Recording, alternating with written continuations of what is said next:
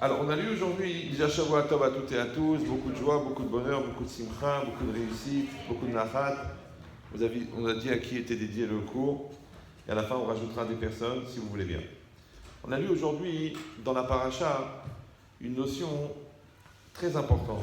Vous savez qu'il y a eu les 7 premières plaies qui ont été racontées par la paracha, et quand on arrive à la plaie de Barad, qu'est-ce que c'est? C'est la grêle, et c'était une grêle très très spéciale.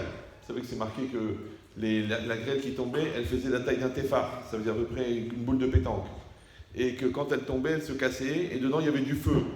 C'est-à-dire que le feu et la glace, ils ont fait le shalom pour pouvoir embêter les Égyptiens. Et de ce feu-là, il sortait encore de la glace. Et de la glace sortait encore du feu. C'est-à-dire que c'était un massacre. D'accord? Et chaque fois que Moshe il devait annoncer une plaie, il annonçait, et chaque fois elle s'accomplissait. Et là on est déjà à la 7e. Donc ça veut dire qu'ils ont bien compris qu'à chaque fois qu'il dit quelque chose, ça se passe. Et bien bizarrement, et là encore pire que Moshe Rabbeinu lui-même, il a prévenu Pharaon et ses serviteurs, il leur a dit attention, cette fois-ci il va y avoir la plaie de la grêle, qui est une plaie très forte, et je vous conseille de faire rentrer vos petits bétails et vos esclaves qui sont dans les champs, vos travailleurs qui sont dans les champs, parce que ça va être un massacre. Et qu'est-ce qui est marqué là-bas dans le langage? Incroyable. C'est marqué Ayare et Dvar Hashem mi'ovdei Paro, celui qui craignait la parole de Dieu parmi les serviteurs de Pharaon, Inis et Avada vet mikneu et labatim. D'accord, il a obligé à ses serviteurs et son troupeau à rentrer dans les maisons. Ve'asher lo sam libo, et celui qui n'a pas mis son cœur El Dvar Hashem, à la parole d'Hachem, Vayazov et Avadav vet mikneu basade, il a abandonné ses serviteurs et son troupeau dans le champ, et ils se sont fait massacrer. D'accord? Alors nous, ce qu'on va réfléchir ce soir, c'est cette notion-là. Qu'une fois, c'est marqué, il leur a dit, celui qui craignait la parole d'Hachem, Ayare et Dvar Hashem, donc il a fait rentrer son troupeau, et là, au lieu de dire, et celui qui ne craignait pas Hachem, il a dit, va Hacher l'osam libo, el Dvar Hashem, qui n'a pas mis son cœur sur la parole divine. Et cette notion de simatlev, en réalité, c'est ça le sujet de ce soir, c'était cette espèce de sensibilité qu'une personne est censée avoir. Alors c'est quoi l'idée? Quand en français on dit prendre à cœur, tu sais quand tu fais quelque chose, est-ce que tu prends à cœur? D'accord? Est-ce que tu mets ton cœur? Et tu le fais de bon cœur? Mais c'est quoi l'idée? L'idée c'est qu'on a expliqué déjà 1 million de fois que le cœur c'est l'intériorité de la personne. Maintenant au-delà du cœur, au-delà de l'intériorité, eh ben, il y a mon corps, et au-delà il y a le regard de l'autre, et il y a la vie. Donc maintenant, quand quelqu'un prend quelque chose à cœur, plutôt qu'à carreau, à la belote, oui, qu'est-ce que ça veut dire? Ça veut dire qu'il prend la chose sur son cœur. Maintenant, toujours Rav Dessler, il explique que Alev ou Ametsiout, le cœur, c'est la réalité de la personne. C'est-à-dire que la réalité de ce que je suis, c'est pas ce que je montre, c'est pas ce que les gens voient, c'est pas ce qui apparaît, c'est mon intériorité. Maintenant, le problème, c'est que tout ce que je vis, je peux le vivre de manière extérieure ou de manière intérieure. Vous me suivez ou... D'accord?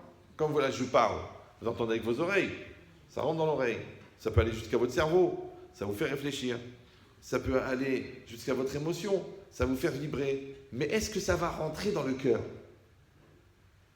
D'accord? C'est-à-dire, est-ce que ça va rentrer dans la définition de la personne? Alors, la simatlev, d'accord, c'est-à-dire la capacité à poser son cœur sur les choses, en fait, à être sensible à une réalité, c'est une vraie question. C'est est-ce que c'est simplement une question de sensibilité? Il y a une sensibilité ou il n'y a pas de sensibilité? Ou alors, est-ce que Bichlal, tu as vécu cette chose-là? Est-ce que tu as vécu cet événement? C'est qu'il y a une logique qui veut que si quelqu'un vit un événement sans en être conscient, est-ce que cet événement, il l'a vécu ou il ne l'a pas vécu? Vous me suivez ou... D'accord? Moi, je n'étais pas conscient. Comme quelqu'un, il n'était pas conscient de l'amour de ses parents. Donc il a fait 19 ans de thérapie, 24 ans de souffrance, après il a reporté sur son couple, après il a reporté sur ses parents, sur ses enfants. Mais ses parents l'adoraient. Mais il n'en avait pas conscience. Maintenant, que l'amour ou l'amour n'existe pas, ça ne change rien, parce que de toute façon on n'en est pas conscient. Or il faut savoir que la conscience, pour les gens qui ont pris le temps d'utiliser leur cerveau pour autre chose que pour digérer, la conscience, c'est l'arc électrique établi entre la réalité et moi. Donc quand je suis conscient, ça veut dire que la chose, elle est rattachée à moi. Vous me suivez ou non? Mais ça va très loin. Parce qu'il y a 2 manières de comprendre. Soit ça veut dire simplement que la chose, elle rentre dans ma réalité, soit ça veut dire, attention, dans le sens inverse, que je fabrique la réalité dont je suis conscient. Donc c'est un vrai problème. Par exemple, dans la physique quantique, pour ceux qui ont l'occasion de lire ça aux toilettes, c'est très intéressant et ça peut aider, on explique que la réalité n'existe qu'en fonction de la conscience que tu en as. D'accord? Maintenant, nous, qu'est-ce qu'on dit, nous? Nous, on dit que la réalité, elle est la fusion d'un signal divin que le monde soit et d'un signal humain que le monde est. Vous me suivez où? C'est que c'est la fusion entre la volonté d'Hachem de faire le monde, et la lumière fut. J'ai dit, non, j'ai eu peur à un moment, j'ai voulu allumer mon auréole, mais j'ai dit, bon, je vais me faire remarquer. Mais qu'est-ce qui... Restez calme. Mais qu'est-ce qui est marqué ici? Ça change tout, vous avez vu, hein? C'est beau, c'est beau. Bon. Donc, qu'est-ce qui est marqué ici? Ici, c'est marqué que la réalité, elle n'existe qu'en fonction de la conscience que j'en ai. Maintenant, est-ce que la conscience, c'est simplement une perception, ou la conscience, c'est une HPA, c'est une influence? Vous me suivez ou non? Moi, je crois dans le magasin, j'influence le magasin. Ou juste, je constate que le magasin, il marche. Oui, moi, je vois le potentiel de cet enfant. Ou je dis, non, j'espère que ça va aller. Mais au fond, j'y crois pas. Donc, est-ce que la conscience, elle est active et elle développe et elle fait grandir? Ou la conscience, c'est juste une constatation? Eh bien, je constate. C'est pour ça qu'à l'époque, il y avait cette phrase célèbre de Ben Chetri, si vous l'avez connue. À l'époque, il donnait des cours à Paris. Oui, vous avez entendu parler de lui, d'accord? Il a dit une phrase incroyable. Il a dit, notez-le sur un papier, écrivez-le sur le mur, tatouez-le dans le dos de votre femme. Si, retourne-toi chérie, je vais réfléchir. D'accord? Mais c'est quoi l'idée? Le concret, c'est ce qu'on crée. Le concret, c'est ce qu'on crée. D'accord? Et ce qu'on crée, c'est ce qu'on croit. Ça a l'air d'un jeu de mots comme ça, mais j'ai arrêté à 8h30. D'accord? Donc le concret, c'est ce qu'on crée. Pourquoi concret, ça s'écrit concret? Alors que dans concret, il y a crée. Il y a aussi... Bon, mais le concret, c'est ce qu'on crée. Ne viens pas chez moi me dire pourquoi il n'y a pas la joie à la maison, pourquoi il n'y a pas le shalom entre nous, pourquoi les enfants... Tu l'as créé ou tu ne l'as pas créé? Tu ne l'as pas créé, il n'y en a pas. Ça, c'est un truc bizarre. C'est que les gens, moins ils sont religieux, plus ils croient au miracle. C'est un phénomène paranormal. Tu veux qu'il y ait une bonne ambiance à la maison, mets une bonne ambiance. Tu veux que le magasin il marche, eh ben arrange les rayons, appelle les clients, bouge-toi le derrière. Tu dis non, si Dieu veut, blinéder. Mais attends, mais c'est entre tes mains. Ce que tu peux faire, c'est à toi de le faire. Donc le concret, c'est ce qu'on crée. C'est comme ça que ça devient concret, parce que tu l'as créé. C'est ça ce concret. Ça va? Mais ce qu'on crée, c'est ce qu'on croit. Pourquoi? Parce que la croyance, c'est quoi? C'est de s'investir dans ce qui ne se voit pas. C'est ça la Emouna. D'accord? Donc une chose que vous ne voyez pas, vous y croyez. Quand vous y croyez, elle peut se développer puisque vous y croyez. Donc tu crois à l'intelligence de cet enfant. Tu crois à l'amour de ta belle-mère. Ah, ça marche pas. D'accord? Donc tu crois à des choses qui ne se voient pas et tu t'investis. De la même manière, quand tu crois en Dieu, en fait, tu permets à Dieu d'intervenir dans ta vie. Puisque c'est ce qu'on croit. Donc quand tu ne crois pas, Dieu existe, il n'a pas besoin de toi pour exister, Dieu. Mais il ne peut pas intervenir dans ta vie. C'est comme les pessimistes. Par exemple, les pessimistes génèrent la rumba, génèrent le stress, génèrent la mauvaise ambiance. Mais ça marche, bah, au Hachem, ça marche. Non, c'est vrai, non? Parce que les gens ils disent, oui, j'ai dit, mais tu vois bien que ça marche, ça fait des années que tu fais la gueule, et grâce à Dieu, ça marche. Maintenant, si ça marche quand tu fais la gueule, ça veut dire que ça doit marcher quand tu es positif. Parce que la négation, c'est la preuve du positif. Parce que les deux, c'est pareil. Zéléon Mazia, c'est Elohim. Même sur le thermomètre, il y a moins 12 et il y a plus 14. Il y a les 49 degrés de Touma et les 49 degrés de Kedusha. Il y a toujours le plus et le moins. Donc, puisque tu as choisi le moins, la preuve, ça marche. Toi, tu penses que tu es nul, que tu n'arriveras jamais, et tu te plantes à l'école, et grâce à Dieu, tu as une régularité dans ta nullité, mais c'est presque une nullité parfaite. Tu as une perpétuité, une pérennité dans ta nullité, mais tu dis, mais bien, mais tu atteins la perfection dans l'erreur. Ou le contraire, tu dis non, je vais réussir, je vais me donner les moyens, je vais me battre, je vais faire, et grâce à Dieu, ça marche. Vous me suivez ou non? Je parle des choses qui dépendent de toi, parce que là, vous êtes en train de penser, oui, mais quand ça vient de l'autre? Mais vous pensez trop fort. Arrêtez de vous occuper des autres, occupez de vous. Est-ce que je peux shampoiner quelqu'un qui n'est pas devant moi? Donc, je vous fais le shampoing perso. Donc, ne dites pas, dommage que l'autre, il n'est pas là. Parce que s'il n'est pas là, c'est son mazal, tant pis pour lui. Et s'il est là, il entend la même chose que vous. Donc arrêtez de penser que c'est un handicapé. Puisqu'en le pensant, vous le croyez, quand vous le croyez, vous le créez. Ça va? Donc je ne peux pas dire ma femme est une Hamara dans ma tête et après je dis elle ne comprend rien. Mais tu penses qu'elle est Hamara. C'est-à-dire qu'à la limite, si elle n'était pas Hamara, elle t'aurait déçu. Puisque tu étais convaincu du contraire. Donc toi, tu dois aimer la personne pour ce qu'elle est et tu dois l'aimer aussi pour ce qu'elle peut être. Donc tu aimes son potentiel. Or, aimer le potentiel, puisque le potentiel ne se voit pas, ça s'appelle la croyance. Maintenant, s'investir dans ce qu'on ne se voit pas, dans ce qui ne se voit pas, ça s'appelle la Emouna. Toute notre vie, on est des béné ma'aminim, ma'aminim, béné ma'aminim. Tu mets les téphilines, tu connais l'impact des téphilines? Non, tu as étudié la Kabbalah, tu as fréquenté Baba Salé? Non, alors tu mets les téphilines et tu as la Emouna que les téphilines, ils ont un impact. Et tu as la Emouna que la mezouza, elle te protège. Et tu as la Emouna que le mikvé, il amène de ta pureté dans ta maison. Et tu as la Emouna qu'en étant pudique, tu donnes une dimension spirituelle à ta vie. C'est ça la Emouna. Alors si tu dis oui, c'est pas évident, ou c'est marqué, j'y crois pas vraiment, j'ai besoin de voir pour croire, tu es sceptique, c'est vrai, tu as raison, c'est bien, ça s'appelle l'esprit scientifique, c'est pour ça qu'on prend des antiseptiques à cause de ça. Pour les sceptiques. Le problème, c'est que la scepticité, c'est aussi une épidémie. Je ne sais pas si vous comprenez. La personne, elle meurt par scepticité. Parce que le microbe, il démarre de la jambe, il remonte au cœur, et le gars, il est mort. Donc il est mort de pessimisme. Ce qu'on appelle le pessimisme. Parce que les réalistes sont pessimistes et les idéalistes sont optimistes. Tu me dis, oui, mais il faut être pragmatique, il faut voir la réalité telle qu'elle est. Mais elle n'est pas intéressante, la réalité. Quel dommage que tu n'es pas mort hier. Ce qui est intéressant, c'est le futur. Mais le futur, encore une fois, pour qu'il existe, il faut y croire. Maintenant, quand tu vas y croire, qu'est-ce qui va se passer? Il va y avoir un lien entre la réalité et toi, ça s'appelle la conscience, et la réalité et ce qui ne se voit pas, ça s'appelle la croyance. Vous êtes toujours avec moi? Maintenant, si on dit que ça marche dans les deux sens, ça veut dire qu'en même temps que moi, je suis conscient d'une réalité, en même temps, je la crée en même temps.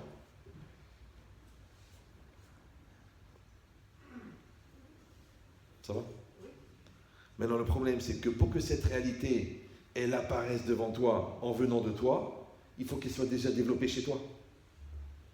Parce que quand vous allumez le projecteur et vous voyez l'image sur le mur, vous avez la Emouna qui est un diapo dans le projecteur. Oui? Non?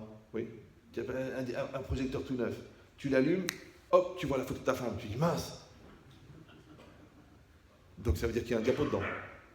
Eh bien, le projecteur, c'est toi. Le diapo, c'est ton projet. Donc si le projet se réalise, c'est qu'il est déjà en toi.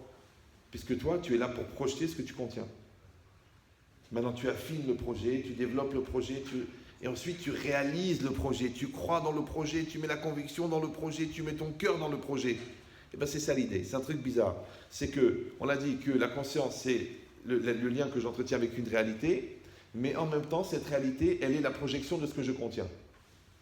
Donc moi, je dois fabriquer en moi un projet. Moi, j'ai un projet de connaître le Talmud par cœur. Mais moi, j'ai un projet d'avoir une famille équilibrée. Et moi, j'ai un projet que la Parnassa, elle fonctionne normalement. Et j'ai un projet de rester honnête dans ma vie. C'est un projet. Si tu n'as pas de projet, c'est-à-dire que tu n'as pas d'ambition, tu n'as pas de projection, après, ne t'étonne pas qu'il t'arrive rien. Parce que les gens, ils attendent. Ils sont là, ils croient que la vie, c'est comme un cinéma. Ils attendent qu'il y ait un truc sur l'écran. Mais l'écran, ça n'est que la projection de ce que tu es. Alors, fais ton travail à toi.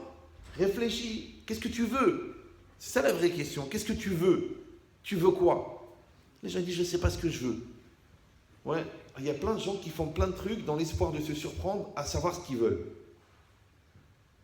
Quand tu vois des gens comme ça, ils ouvrent une pizzeria, après, paf, ils commencent première année de pharmacie, après, ils vendent des t-shirts à Miami, après, ils se lancent dans l'immobilier, après, tu dis, tu peux arrêter d'être une balle perdue dans un champ de bataille qui n'a plus de combat depuis des années. Ce que tu fais, pose-toi, dis-moi ce que tu veux. Tu veux le shalom avec ta femme, alors arrête de l'insulter.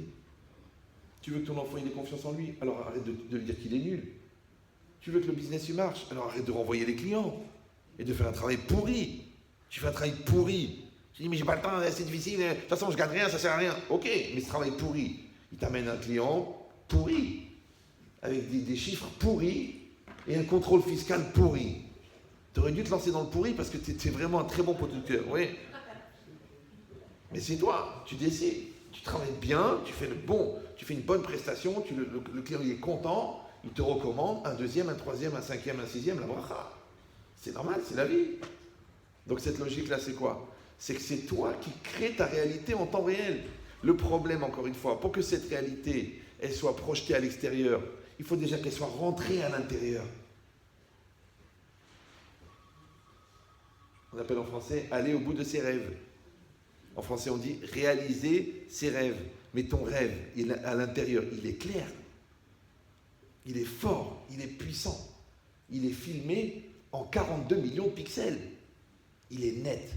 Mais s'il est flou, parce que tu dis, oh, pourquoi pas, ça serait super, ça me ferait plaisir, pourvu que ça arrive. Un vœu pieux. On appelle ça un vœu pieux. C'est-à-dire que tu te plantes comme un pieu, ça ne bouge plus parce que tu as fait un vœu. Non, tu dis non, je veux, on va y arriver chérie, on va le faire, on va l'acheter cette maison. On va trouver le chidour, on va faire les choses, on va faire. Ouais. Et ça s'appelle le lève. Ça s'appelle ton cœur. Ça s'appelle ton intériorité. Maintenant, à toi de décider, est-ce qu'à l'intérieur, il y a une vague idée, il y a un projet, il y a une idée, il y a un souhait, il y a une volonté, ou il y a une achlata, il y a une décision. La qualité de la puissance du projet, elle va définir la qualité de la réalisation, puisque tout le monde sait que la décision, c'est la moitié de la réalisation. Tout le monde le sait, mais les gens, ils ne veulent pas décider. Vous suivez ou non? Et ils rentrent dans le business, mais ils regrettent la yeshiva. Il va à la yeshiva, il pense au business. Il se marie avec celle-là, il regarde l'autre. Il va à l'école, il pense à gagner de l'argent. Après, il est sorti de l'école, il dit dommage que je n'ai pas fait des études. En fait, c'est une grave maladie qui s'appelle midi à 14h. C'est midi à 14h. Alors écoutez-moi bien. On ne se connaît pas, on n'est pas de la famille, mais je vous dis quelque chose de sérieux. À midi, il est midi. Et à 14h, il est 14h. Et c'est tout. Tu dis oui, mais je comprends, moi je suis un gars qui anticipe, je suis un gars qui va à l'avance, moi je suis un gars qui voit, qui projette, donc moi je mets midi à 14h. Mais quand tu mets midi à 14h, puisqu'il n'est pas 14h, donc tu as raté 14h. Et comme à midi tu penses à 14h, donc tu as raté midi. Du coup tu as raté midi et 14h. Et ça se passe comme ça. Le mec il est marié avec celle-là, il regarde l'autre. Du coup il ne construit pas son couple, donc il ne peut plus l'avoir. Parce que comme il regarde l'autre, et l'amour s'arrête là où la comparaison commence. Ça s'appelle le contraste.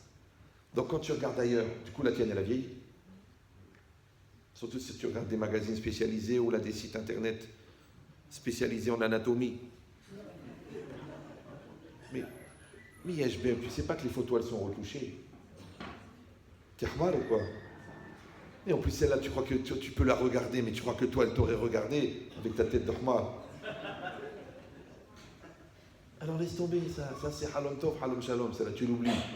Par contre celle-là elle est là, elle est disponible, elle t'aime, elle savait si elle t'a fait 6 enfants. Regarde-la elle. Non, tu regardes ailleurs. L'herbe est plus verte ailleurs. C'est pour ça que tu commences par la regarder, l'herbe, et un jour tu commences à la fumer. Il n'y a pas de bœuf. Vous comprenez cette logique-là? Pourquoi? Parce que tu as fait cette erreur de ne pas être dans ta réalité. Et c'est pareil, tu te plains, tu es au travail, tu te plains, ouais, j'en ai marre, il me stresse, il y a des horaires, et puis on me demande trop. Et maintenant que tu es au chômage, qu'est-ce que tu fais? Ah, comme je regrette. Tu as un boulot. Aime ton boulot, investis dans ton boulot. Tu veux gagner plus, eh ben travaille plus. Tu veux changer de poste, change de poste. Tu veux changer de boîte, change de boîte. Mais ne dis pas, tu restes dans le travail et tu te plains. Vous savez ou non? Les gens, ils restent mariés, mais ils font la gueule. Ils ont des enfants. Tu sais qu'on ne peut pas divorcer ses enfants. Tu ne peux pas écrire un papier, je pars à la présente, je me sépare de toi, à tout jamais. C'est ton fils. Donc, accepte-le, apprends à le connaître et aime-le. Je ne peux pas l'aimer, il a toute la tête de ma belle-mère. Oui, mais ça, c'est un guilgoul, tu ne peux rien faire. Donc, ça veut dire quoi? Ça veut dire que le bon Dieu, il t'a envoyé cet enfant-là. Mais il y en a une épreuve dans l'enfant. Il y a une épreuve, il est sensible. Celui-là, il est têtu. Celui-là, il ne comprend pas. Mais c'est ton épreuve. Et tu vas dire, pourquoi je suis obligé de l'accepter? Parce que d'où est-ce que ça vient, ces problèmes à lui? Ça vient chez toi. Ça s'appelle l'héritage génétique. Donc en fait, ce que tu n'aimes pas en lui, c'est ce que tu n'aimes pas en toi. Mais quand tu as la émouna, tu dis le bon Dieu me l'a envoyé, ça veut dire que c'est pour lui et c'est pour moi. Donc moi, je suis une épreuve pour lui, lui c'est une épreuve pour moi. Quand j'accepte ça, ouais, ça veut dire Ani Belev Tov. Je suis dans un cœur complet avec l'histoire. Mais si je suis Bechasser Lev, j'ai un cœur manquant, ouais, ça veut dire que je ne suis pas à 100% dedans. Je dis, eh bien, qu'est-ce que je fasse? Je suis bien obligé. Qu'est-ce que tu veux que je fasse? Il faut bien que je travaille. Qu'est-ce que tu veux que je fasse? Il faut bien vivre. Qu'est-ce que tu veux que je fasse? Je ne vais pas quitter la maison. Qu'est-ce que tu veux que je fasse? Tu vois, tout ce que tu fais, tu le fais malgré. Tu ne fais pas de bon gré. Ouais, alors c'est lourd. C'est toi qui as mis la ramma dans ta vie. Vous suivez ou non? C'est toi. Les gens ils croient, non, vous ne savez pas, j'ai pas une vie facile, j'ai pas. La vie, elle est ce qu'elle est. Maintenant, tu l'acceptes, elle porte son poids. Tu la refuses, elle augmente le poids, bien que c'est la même. Rappelez-vous que le poids de la valise dépend de la motivation que tu mets à la porter. Tu portes ton fils, il pèse rien. Mais tu portes une valise de cailloux, il pèse 1 tonne. Mais c'est parce qu'il n'y a pas de motivation. Mais la motivation, elle dépend de toi. Donc décide, mets de la motivation. Tu dis, ben, des fois on n'est pas motivé. Allez, c'est parti, par Chanout. Et des fois c'est pas facile. Et vous ne la connaissez pas. Vous ne savez pas tout ce que j'ai vécu. Et j'ai souffert. Et mon mari, et ma soeur, et ma mère. Je dis, mais crème, je dis, réfléchis. Jusqu'à quand tu vas te pourrir le peu de jours que Dieu t'a donné à te plaindre dans l'espoir que l'autre, qu'est-ce qu'il va faire pour toi? Ok, il va t'écouter, super. Il va partager ta souffrance, ok. Après, qu'est-ce que tu veux qu'il va te changer de femme? Qu'est-ce qu'il va faire? Il va te tuer ta mère. Qu'est-ce qu'il va te faire? Il va rien te faire. C'est juste toi qui t'es pourri la réalité. Donc c'est marqué ici qu'une personne, c'est elle qui décide de qu'est-ce qu'elle fait avec sa réalité. Ça s'appelle la bonne volonté, ça s'appelle la motivation, ça s'appelle le regard positif, ça s'appelle la Emouna, ça s'appelle le Bitachon, ça s'appelle la Simchat Chaim, ça s'appelle Chochmat Chaim. Appelle-le comme tu veux. Appelle-le comme tu veux. Mais attention, que tu ne peux projeter dans la réalité qu'une réalité que tu contiens. Et on a dit que c'est quoi ton intériorité? Ça s'appelle le lève. Donc Simat lève, c'est quoi? C'est pas juste la sensibilité. C'est que tu as fait rentrer la chose dans ton cœur. Ça veut dire que tu peux être spectateur de ta vie. Parce que tu n'as pas pris à cœur. Tu peux marcher à côté. On dit, si tu marches dans la rue et tu croises tes chaussures, par exemple, et que tu vois que tu es pieds nus, donc tu as bien compris que tu es à côté de tes pompes. Vous me suivez ou non? Donc si tu parles tous les jours de divorce, et quand on te dit, ok, on va au consistoire, tu dis, mais mon amour, je vais mourir, mais je t'adore. Je dis, alors arrête de parler de divorce, arrête. Tu vois des gens, ils s'adorent, ils s'engueulent toute la journée. Je dis, mais engueule-toi avec un poteau, mets un coup de boule dans le carrelage de la salle de bain, mais elle laisse-la tranquille. Ah, mais elle m'énerve, qu'est-ce qu'elle a fait? Mais ils sont bêtes, les gens, quoi. Et après, quand on parle de choses sérieuses, ça y est, je peux plus de toi, va-t'en de la maison, tu m'étouffes, d'un seul coup, pitom, mais je t'aime, mais mon amour, mais t'es ma vie, t'es la colonne vertébrale de mon corps. Mais je comprends pas, toutes ces nerfs-là, ils sont bizarres, les gens. Mais c'est très simple, encore une fois, pourquoi? Parce que tout cet amour-là qu'ils ont, il ne ressort qu'au moment de la catastrophe. Vous me suivez ou non? Alors que si tu étais un peu intelligent, de l'exceptionnel, tu aurais fait ton quotidien. Vous me suivez ou non? C'est comme les olives. Il y a de l'huile dedans. Ça s'appelle l'huile d'olive. Mais il faut les presser. C'est pareil, il y a un élève, il est bon, mais il faut le stresser. Celui-là, il est honnête, mais il faut lui mettre un pistolet sur la tête pour qu'il paye sa dette. Mais il va payer. Mais un pistolet, parce qu'il est référencé sur adam.com, sur barredefer.fr. Mais de toute façon, tu vas payer. Alors paye. C'est trop dur.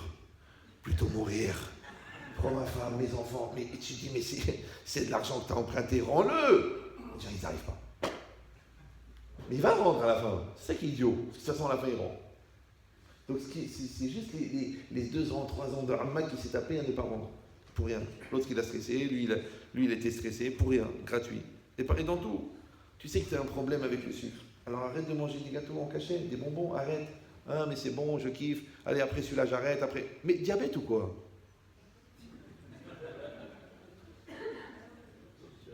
Mais même si tu te fixes une ligne et que tu la prends à ton insu, ce qu'on appelle l'insuline, tu ne vas pas t'en sortir. Tout ça pourquoi? Parce que tu voulais trop de sucre dans ta vie. Mais quand il y a trop de sucre, il y avait trop de matérialité. Et quand il y a trop de matérialité, ça remet en cause l'équilibre du foie. Et le foie, c'est la foi. Donc ton diabète, c'est que tu veux plus de matérialité que ta foi peut en supporter. C'est pour ça que tu es obligé de prendre l'insuline. Mais si tu disais, écoute, moi, je gagne tant, je dépense tant. Moi, j'ai une femme qui a certains besoins. Je lui donne ce qu'elle a besoin. Moi, j'aime une vie de cette manière. Je fais ce que je peux, je fais de cette manière. Et ça va aller, ça va aller. Mais quand tu veux voir plus haut ou tu veux voir plus bas, que tu penses que tu es le meilleur de tous ou que tu penses que tu es le pire, dans les deux cas, tu vas prendre sur le foie. Et le foie, il va se dérégler. Et quand le foie ne joue plus sa fonction, tu es obligé de compenser chimiquement, d'accord, avec des sorties, avec des bêtises, avec des vitamines illégales, avec des aventures, simplement parce que tu n'as pas eu la foi de comprendre que ton sucre, c'est ta femme, ton sucre, c'est ton mari, ton sucre, c'est tes enfants, ton sucre, c'est ta Torah. Tu te dis, non, ça ne m'intéresse pas. Du coup, tu as pris un autre sucre. Mais ce sucre-là, il est nocif, il est dangereux. Il t'a détruit le foie. La preuve, tu n'as plus la foi. Alors maintenant, tu te fixes une ligne. Je te dis qu'on t'a obligé à prendre à ton insu pour régler tes problèmes de foi. Mais remets-toi dans tes chaussures. Repose-toi. C'est ça la teshuva. Remets-toi bien. Qu'est-ce que je fais ici? Qu'est-ce que je suis? Qu'est-ce que je veux? Qu'est-ce que je crois? Et ça, tout ça, c'est ce qui s'inscrit dans ton cœur. Mais encore une fois, ça va s'inscrire dans ton cœur parce que tu l'as pris à cœur. Comme des enfants, ils sont à l'école, tu leur répètes. Travaille, fais tes devoirs, oublie ton cahier de texte, révise, va voir l'interro, on arrive au 3e trimestre, ils vont te renvoyer de l'école. Et l'autre, coma. What, le coma? Coma. C'est bizarre, non? Et quand il est envoyé d'école, papa, cette année, je vais travailler, ça allait, viens, on va voir le directeur, je vais me battre, je ne veux pas aller dans une autre école. Et toute la vie, c'est pareil. Le gars, il voit son couple qui pourrit, jusqu'à qui pourrit. Et quand il reçoit la lettre d'avocat, il dit, mais enfin, mon amour, mais je t'aime. Comment tu m'aimes? Mais tu m'insultes tous les jours. Pourquoi les gens, ils attendent que l'autre, il ait plus de capacité de supporter pour dire, ok, je vais changer? Pourquoi tu as vidé les réservoirs de patience, tu as vidé les réservoirs d'espoir, tu as vidé les réservoirs d'amour, et après tu dis, ok, je vais changer. Pourquoi tu attends tellement? Vous savez que c'est très dangereux de rouler avec une voiture quand il y a très très peu d'essence. Ça tue le moteur. Alors fais le plein. Ah, ta femme, c'est une voiture. Mets-lui du carburant. Fais-lui plaisir. Ton mari, c'est une voiture. Mets-lui du carburant.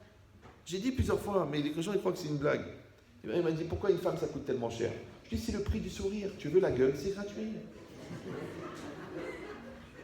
Tu la gardes, tu l'emmènes sur la Côte d'Azur, tu lui achètes des robes, tu le fais. Elle t'adore, elle sourit, quel mari, quel bonheur. Tu fais le radin. Et elle t'aime plus. Tu dis, mais c'est pas normal, ça veut dire quoi? Il faut acheter l'amour. Il ne faut pas acheter l'amour. Il faut juste donner à l'autre l'impression que ton amour, il est réel. Mais si tu offres un bracelet en diamant à ta mère et un Swarovski à ta femme, alors qu'elle vient d'accoucher pour la 9e fois, elle peut poser des questions. Et ton mari, c'est pareil. Qu'est-ce qu'il veut, lui? Il veut un sourire quand il arrive, un plat chaud, un repas, et de temps en temps, un peu d'aventure. Donne-lui. Non, il ne mérite pas. Mais tu es folle ou quoi? Mais c'est la vie, ça. Eh ben, je veux plus, ça m'intéresse plus, j'ai plus le goût, je veux plus. Ça m'écoeure. Mais attention, là. On parle de la vie, là. C'est la vie. Vous suivez ou non? Si tu jures sur la tête de ta mère que tu vas enlever la prise du frigo, je te préviens que la viande va pourrir. Tu dis non, ça n'a rien à voir, de toute façon c'est marqué dessus, 24 heures, 24 heures. Mais 2 ans, la viande est pourrie. Pourquoi la viande est pourrie? Parce que le courant ne passe plus. Donc n'enlève pas la prise. Mais il ne te dit pas enlève la prise. Il te dit, c'est plus ce que c'était, ça me saoule et ça me prend la tête. Puis ça, et puis j'ai plus envie, et puis on m'a obligé, et puis je suis même pas sûr de l'aimer. Oh là là, doucement, doucement, doucement, doucement, doucement, on n'enlève pas la prise comme ça, on enlève doucement, doucement, doucement, et le courant il passe plus. Alors au début il y a des courts-circuits, ça fait parce que la prise est à la moitié enfoncée, et après elle tombe carrément. Et à ce moment-là, le courant ne passe plus. Maintenant que le courant ne passe plus entre toi et ta femme, ton mari, que le courant ne passe plus entre toi et l'école, que tu ne fous plus rien, que le courant ne passe plus entre toi et la vie, que le courant ne passe plus entre toi et la Torah, et bien le courant ne passe plus. Et bien quand le courant ne passe plus, tout ce qui est dedans va pourrir. Donc même ta Torah, elle pourrit. Là, tu dis, j'ai plus de goût à la prière, les cours, ça ne m'intéresse plus. Mais c'est normal, t'as enlevé la prise. Après, tu dis, mes enfants, ils me prennent la tête. Mais t'as enlevé la prise. Tu te dis, j'ai même pas envie d'aller en vacances. Mais c'est normal, t'as enlevé la prise. En fait, t'es en dépression, mais tu ne le sais pas. Parce que t'as enlevé la prise. Maintenant, encore une fois, c'est quoi? Si on résume, oui, on a dit, il y a une réalité devant moi. Cette réalité, elle est le reflet de ce que je contiens. Le lien entre moi et cette réalité s'appelle la conscience. Mais pour que cette réalité elle existe devant moi, il faut qu'elle soit projetée de chez moi. D'accord? Et pour qu'elle soit projetée de chez moi, il faut qu'elle existe déjà en moi. Donc ça sort un truc bizarre. C'est comme un miroir. C'est que le reflet et l'objet qui est en face du reflet sont liés. D'accord? Donc en même temps, je fabrique la réalité qui est devant moi, et en même temps, je la construis à l'intérieur de moi pour pouvoir la projeter devant moi. Donc la conscience, elle marche dans les deux sens. Mais dans la capacité à faire qu'une réalité, elle participe à mon intériorité, en hébreu, ça s'appelle simatlev. En hébreu, en français, ça s'appelle prendre à cœur. J'ai pris à cœur le problème du magasin. Eh bien, je vais le régler. Mais si je dis, bon, on verra bien, écoute, j'ai pas la tête, puis je ne suis pas responsable, eh bien, des dépôts de bilan. Ah, c'est pas moi de le faire, j'ai un comptable, écoute, qu'est-ce que ça te coûte? T'es patron, non? Le dimanche après-midi, reprends les factures, regarde, refais un peu les comptes. Qu'est-ce que ça te coûte? Ah, je paye, j'ai déjà un cabinet, j'ai qu'un cabinet. Eh bien, le cabinet, tu sais quoi? Il a fait une petite erreur. Il a oublié juste de marquer ça et ça et ça. Et on t'a redressé de 113 millions d'euros. Et du coup, maintenant, tu as 23 ans de dette à l'URSSAF. Et le gars, il t'a dit, écoute, l'erreur est humaine. Tu dis, mais t'es expert comptable? Ah, écoute, j'ai oublié une ligne, ça va, j'étais fatigué, j'avais beaucoup de clients. Donc, c'est vrai qu'il est payé pour ça. Mais toi aussi, relis les livres. C'est pas grave. Vous avez compris l'idée ou non? C'est pareil. Si ces enfants, ils sont dans une bonne école, Baruch Hashem, le Man Hashem, Chesed Hashem, mais occupe-toi d'eux quand même. Occupe-toi d'eux. Parle-leur, où t'en es en ce moment, qu'est-ce qui se passe? Prends la température, tu vois, il est chaud, il est froid, il est lourd, il est Allah, il ne se rappelle plus en quelle classe il est, il ne connaît pas la paracha de la semaine. Pose-lui des questions quand même. Tu dis, non, mais j'ai fini les devoirs, papa, il n'y a pas de devoirs, le prof, il est mort. Et ouais, combien de fois il meurt? Toutes les semaines, le prof, il meurt. Tu dis, c'est une centrale nucléaire ou c'est une école? Donc ça veut dire que ton fils, il est en train de t'embrouiller là. Maintenant, toi, tu crois que pourquoi il t'embrouille? Parce qu'il a envie de faire des bêtises? Non, il t'embrouille parce qu'il a envie que tu t'occupes de lui. Et toi, plus il t'embrouille, moins tu t'occupes de lui. Ça fait l'effet inverse. D'accord? Maintenant, encore une fois, qu'est-ce que tu as fait? Tu as fabriqué la réalité de ton fils en toi. Ça s'appelle en français prendre à cœur. Comme tu as fabriqué la réalité de ton magasin en toi. Tu as pris à cœur. Et bien, tu as créé la réalité de la Torah en toi. Tu as pris la Torah à cœur. Mais si tu viens comme ça, tu suis la paracha, puis tu rentres à la maison. Après, avant, évidemment, tu te fais un coma éthylique au kidouche. Parce que 3 quarts de litre de boucha, c'est pas une mitzvah. C'est juste de l'ivrognerie. Mais l'irvot Shabbat. Quand tu es un alcoolique, l'irvot Shabbat. Ça veut dire que tu vas aller, si Dieu veut, au Lamaba des bouteilles de vodka. Tu vas être accueilli là-bas. Ouais. Non, une personne, elle sait qu'elle doit être raisonnable. Mais tu as écouté la paracha. Tu sais de quoi elle parle la paracha? Tu sais pas. Ça te coûte pendant la semaine de prendre un fromage en français, de lire un peu de quoi ça parle, et après quand tu écoutes la paracha, d'attraper le chidouche. Aïe aïe aïe, tu te rends compte? Il a dit oui. Ouais, par exemple, c'est marqué Vaigdal Ayeled. D'accord? Et un peu plus loin, c'est marqué Vaigdal Moshe. Mais tu dis, c'est la même personne. Alors, quand il était petit, il a grandi, donc sa mère a vu qu'il était grand, elle l'a mis dans un panier. Et après, plus tard, quand il était dans le palais de Pharaon, il a grandi, et là-bas, c'est marqué Vaigdal Moshe. Pourquoi une fois c'est marqué Vaigdal Moshe, là-bas c'est marqué Vaigdal Ayeled? Alors il dit là-bas le commentaire. Il dit parce que Vaigdal Ayeled, c'est juste son corps qui a grandi. Parce qu'il n'avait pas de personnalité encore. Alors que là, Vaigdal Moshe, c'est-à-dire que le Moshe qui était dans ce Yeled, il a grandi. Vous me suivez ou... Voilà. Ça, c'est un petit hidouche. C'est un petit diamant de la paracha. C'est un petit diamant. Mais comme toi, tu étais en train de dormir à moitié, ou tu parlais avec ton copain, où est-ce qu'il a acheté? Il a acheté sa Mercedes. Donc tu as raté la paracha. La prière, tu n'arrives pas à te concentrer, tu ne comprends pas la traduction. Tu as raté la prière. Après, tu rentres à la maison, tu es fatigué, vendredi soir, tu tombes dans le coma. Tu as raté le repas de vendredi soir. Shabbat à midi, tu as moitié déchiré de la lave. Tu rates le repas. Après, tu passes la sieste dans le coma. Après, tu sors comme ça, ta mère, ta femme te dit vite, Micha, tu arrives là-bas. Après, tu dis pourquoi les enfants ne restent pas à table?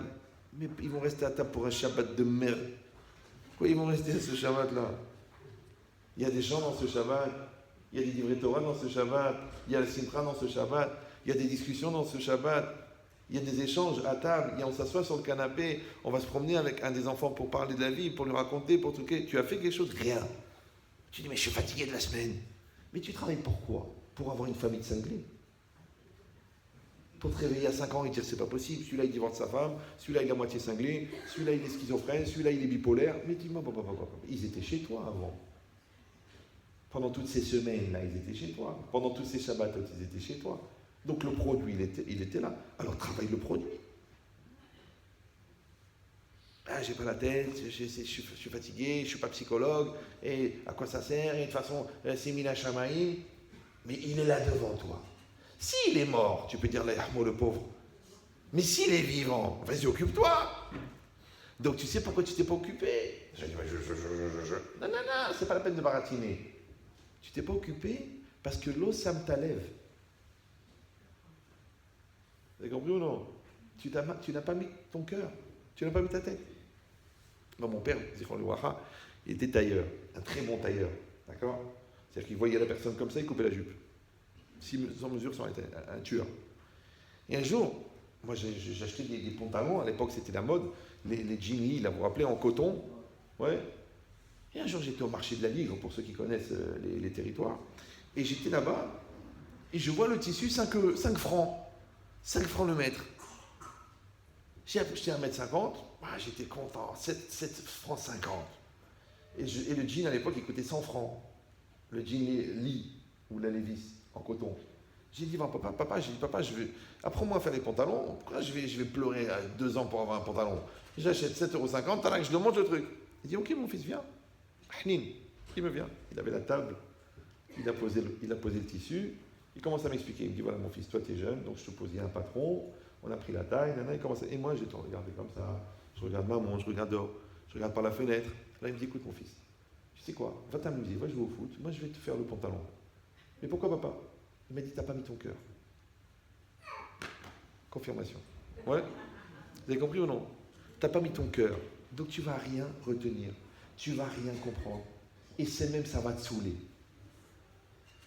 Donc ça veut dire quoi? Ça veut dire que quand je mets pas le cœur dans quelque chose, la chose, elle rentre pas chez moi. Mais non, moi j'ai pas mis mon cœur pour fabriquer un pantalon. Ok, ouais.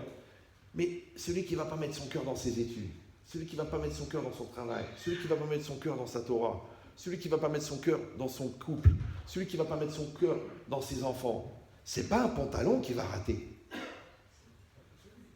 C'est ça le problème. Oui, c'est ça le problème. Alors les gens ils disent, oui, mais c'est pas évident, on n'est pas tous des intellectuels. Mais quel rapport avec l'intellect? Il y a des gens très simples. Le mec, il est cordonnier. Quand il est en train de faire sa chaussure, il fait sa chaussure. Tu viens, tu lui dis, ah tiens, en fait, t'as entendu, ta belle-sœur, elle est... Ah non. Archav, maintenant je travaille. Laisse-moi tranquille, je travaille. Je vais écouter de rien. Je travaille. Le mec, il n'est pas Talmid Chacham, il n'est pas un intellectuel, il n'est pas un ingénieur chimiste, il est cordonnier. Il est dit, maintenant je travaille, il est concentré, il fait son travail. Il est coulo, col coulo, bema chérosé. Maintenant, toi, tu es chirurgien spécialisé en cardiologie pédiatrique. C'est un gros truc. Tu peux pas répondre au téléphone quand tu es en train de soigner le cœur d'un bébé qui fait 4 cm sur 4 cm. Et tu es à fond dedans. Ouais. Et bien toute la vie, c'est ça. La vie d'apprendre à être Bessimatlev. D'apprendre à être à 100% dans ce que tu fais. Parce que ça, la force du Yetzer Hara, c'est ça. C'est que tu vis en fin de compte en spectateur. Tu survoles ta vie, tu survoles ton couple, tu survoles la Torah, tu survoles tes midotes, tu survoles le travail sur toi, mais tu ne survoles pas ta dépression. Parce que tout le travail que tu n'as pas fait, il te revient en pleine tronche comme ça. Après, tu as 50 ans, tu dis, attends, j'ai raté ça, j'ai raté ça, j'ai raté ça. Et là, tu deviens fou. Et c'est bizarre que tu n'as pas pris à cœur ce qui aurait pu te sauver de la dépression, mais tu as pris à cœur ce qui te détruit moralement. Et comme tu l'as pris à cœur, ça marche. Vous me suivez ou non? Comme les gens qui sont très, très, très conscients de leur souffrance, mais qui sont inconscients de la souffrance des autres.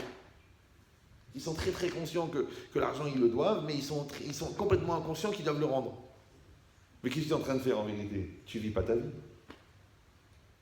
C'est ce qui est marqué ici. Oui?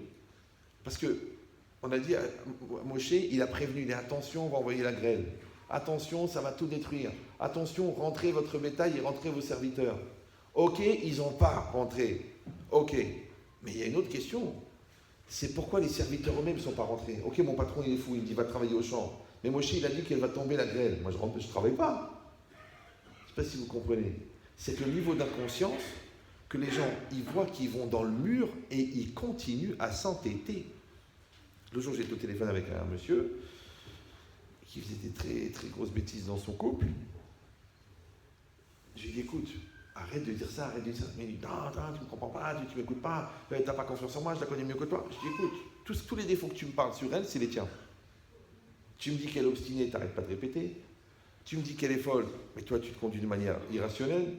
Tu me dis qu'elle te dit jamais que tu l'aimes, mais toi, tu reconnais, tu ne dis jamais que tu l'aimes. Donc, en fin de compte, vous êtes juste un miroir, les deux. Il me dit, alors, qu'est-ce que ça veut dire? Je dis, ben, ça veut dire que tu ne connais pas la différence qu'il y a entre un obstiné et un déterminé. Quelqu'un qui est déterminé, c'est ce que ça veut dire en français. Vous parlez français, non? Oui? Et quelqu'un qui est obstiné, quelle différence entre obstiné et déterminé? Vous savez pas? Ben, il y en a un des deux qui est un CON. Un CON. C'est la synagogue, je ne vais pas vous le dire. Il y en a un des deux qui est CON. Un vrai. Évidemment, c'est l'obstiné. Ah mais non, c'est ma personnalité. Ah bah toi, t'es CON par personnalité. Toi, c'est spécial. J'espère que t'es pas né comme ça. Pourquoi? Parce que CON, je rappelle pour ceux qui viennent d'arriver, que c'est le contraire d'intelligent. Ouais. Et intelligent en philosophie, c'est quoi? C'est adapté. Donc le contraire de l'intelligence, ce qu'on appelle la bonnerie, avec une lettre d'écart dans l'alphabet, c'est l'incapacité à s'adapter. Maintenant, quand tu ne t'adaptes pas, que tu ne t'adaptes pas parce que tu es bête, tu ne t'adaptes pas parce que tu es ignorant, tu ne t'adaptes pas parce que tu es lourd, ou tu ne t'adaptes pas parce que tu es radin, mais tu n'es pas adapté. Donc à chaque fois que tu es inadapté, tu es CON, à chaque fois que tu es adapté, tu es intelligent. Voilà. Alors c'est quoi l'adaptation? C'est que la réalité qui est devant toi, elle est la même que celle qui est en toi.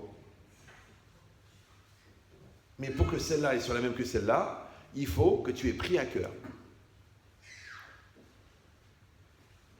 Sinon, je te dis, tu peux être spectateur de ta vie.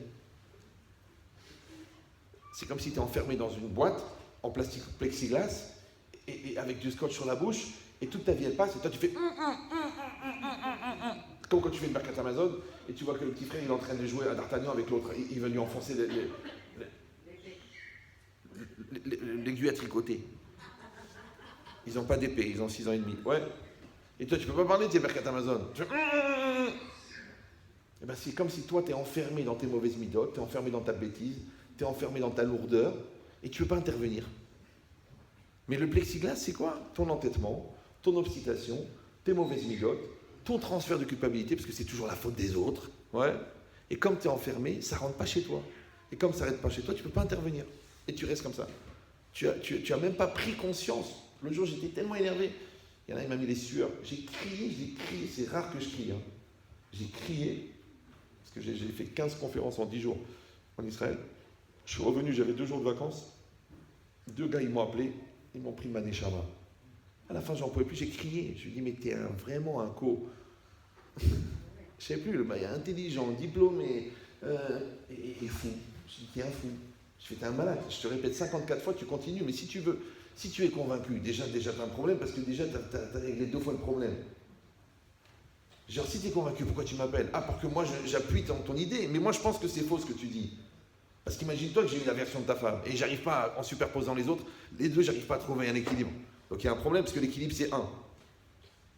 Et toi tu me répètes parce que tu veux me convaincre. Mais tu veux me convaincre de quoi? Si j'étais Brel, ok, tu pourrais m'appeler Jacques. Mais j'ai pas cette maladie. Donc j'arrive pas à entendre. Alors à la fin j'en avais tellement marre de répéter un truc qui était évident. Je lui ai dit, et ça l'a choqué. Je lui ai dit, tu sais, c'est quoi ton problème? Tu ne travailles pas tes midotes. Parce que les gens, ils croient comme ils ont de l'argent, et qu'ils ont une certaine position, et qu'ils ont une intelligence, et qu'ils ont une beauté, et qu'ils ont une réussite. Ils n'ont pas besoin de travailler des midotes. Je dis, mais moi, j'ai 57 ans. J'ai une grande famille. J'ai peut-être 50 000 élèves dans le monde.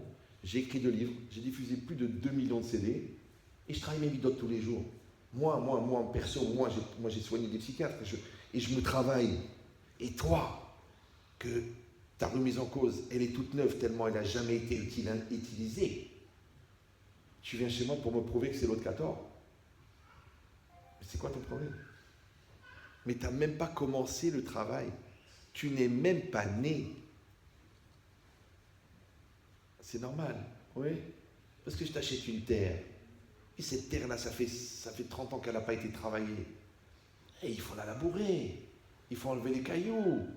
Il faut casser la terre. Il faut mettre de l'engrais. Il faut l'enrichir avant de mettre une graine dedans. Avant. Toi, la tienne, elle est cassera. Oui. Ça fait 42 ans qu'elle est dure. Parce que ta mère, pendant 23 ans, elle t'a dit que tu étais extraordinaire. Et après, pendant 23 ans, tes clients t'ont dit que tu étais extraordinaire. Du coup, tu n'as jamais changé. La terre, il faut la labourer.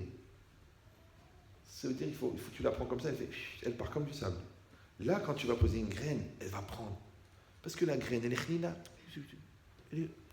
La graine, elle n'est pas en titane. La graine, c'est végétal. Donc, pour que les racines elles puissent prendre, il faut que la terre soit meuble. Mais toi, ta terre, elle est dure. Même comme ta tête. Dure. Ouais. Donc, ça ne rentre pas. Et bien, le gars, il m'a écouté, il m'a dit, Yehia, c'est la première fois de ma vie que j'ai compris qu'il faut faire un travail sur soi. Je dis, Balou Habba Bekoum. Moi, j'ai perdu 13 litres d'eau et lui, il a réfléchi. Mais c'est comme ça la vie. Pourquoi? Encore une fois, pourquoi? Parce que tu peux avoir l'idée, tu peux l'avoir entendu dans un cours, tu peux savoir que ça existe dans le monde, mais c'est toujours pas rentré dans ton cœur. Alors ça sert à rien. C'est comme si ça n'existait pas. C'est pour ça qu'il y a une Gemara incroyable dans Shavuot. Shavuot, là-bas, il dit comme ça. Yediat bichiyuv korban bebiat migdash betuma. Je traduis pour les gens qui ont quitté très tôt l'école. Donc si quelqu'un, il va rentrer dans le Bet Hamikdash, dans le temple, en étant impur. Alors, la Gemara, elle demande, c'est quoi le niveau de connaissance que la personne, elle doit avoir, oui, de cette impureté, pour ensuite être hayevet, être obligé d'amener un korban. D'accord? Vous savez ce que c'est un korban? Un sacrifice. Quand est-ce que tu amènes le korban? Sur une faute. Mais la faute, elle dépend de la conscience que tu as de la faute. Alors, regardez ce qu'il dit la Gemara. Rabbi dit, Yediat bet rabo shme yedia. La connaissance de la maison de son maître s'appelle une connaissance. Traduction, Rachid explique. Yediat bet rabo, la connaissance de la maison de son maître, c'est ce qu'il a appris à l'école. Chez l'amad be bet rabo, parce qu'il a appris à l'école, ouais, il a appris au Cheder, il a appris à l'Eshiva. Chez Anogea betuma, tamé. Quelqu'un il a appris, il sait que celui qui touche à quelque chose d'impur devient impur. Mais il le sait. Tu lui demandes, tu le sais? Il dit, bien sûr, je le sais. Bien sûr, je le sais. Mais bien sûr, mais tu es fou, quoi. Dis-moi, je suis religieux. Ça veut dire quoi, ça? Tu crois qu'on est des païens? Mais bien sûr, on sait très bien. Mais on connaît la Torah. Eh oui, quelqu'un qui touche un truc impur devient impur. Ok. Donc, il a appris à l'école. Ça s'appelle la connaissance en français. Il dit, Ve'u yodea, attention, regardez bien. Ve'u yodea, she'irgish, she'naga. Ouais. Et il sait qu'il a senti qu'il a touché. Vous me suivez ou non? Il est passé à côté d'un reptile, ou il est passé à côté d'un mort. Il sait qu'il a touché, donc il a senti qu'il a touché, et il sait qu'il a senti. Parce que aussi je peux passer à côté sans me rendre compte que j'ai touché un mort. Ça va ou non? Donc lui, il sait que celui qui touche quelque chose d'impur devient impur, et il sait qu'il a senti qu'il a touché. Aval, regardez Rachid, aval, lo itbonen la sum libo shinitma. Il n'a pas réfléchi de prendre à cœur, c'est-à-dire de prendre conscience, qu'il est devenu impur. C'est bizarre, non? Il sait que celui qui touche quelque chose d'impur est impur. Il sait qu'il a senti qu'il a touché. Mais il n'a pas senti qu'il est devenu impur. Il n'a pas compris qu'il est devenu impur.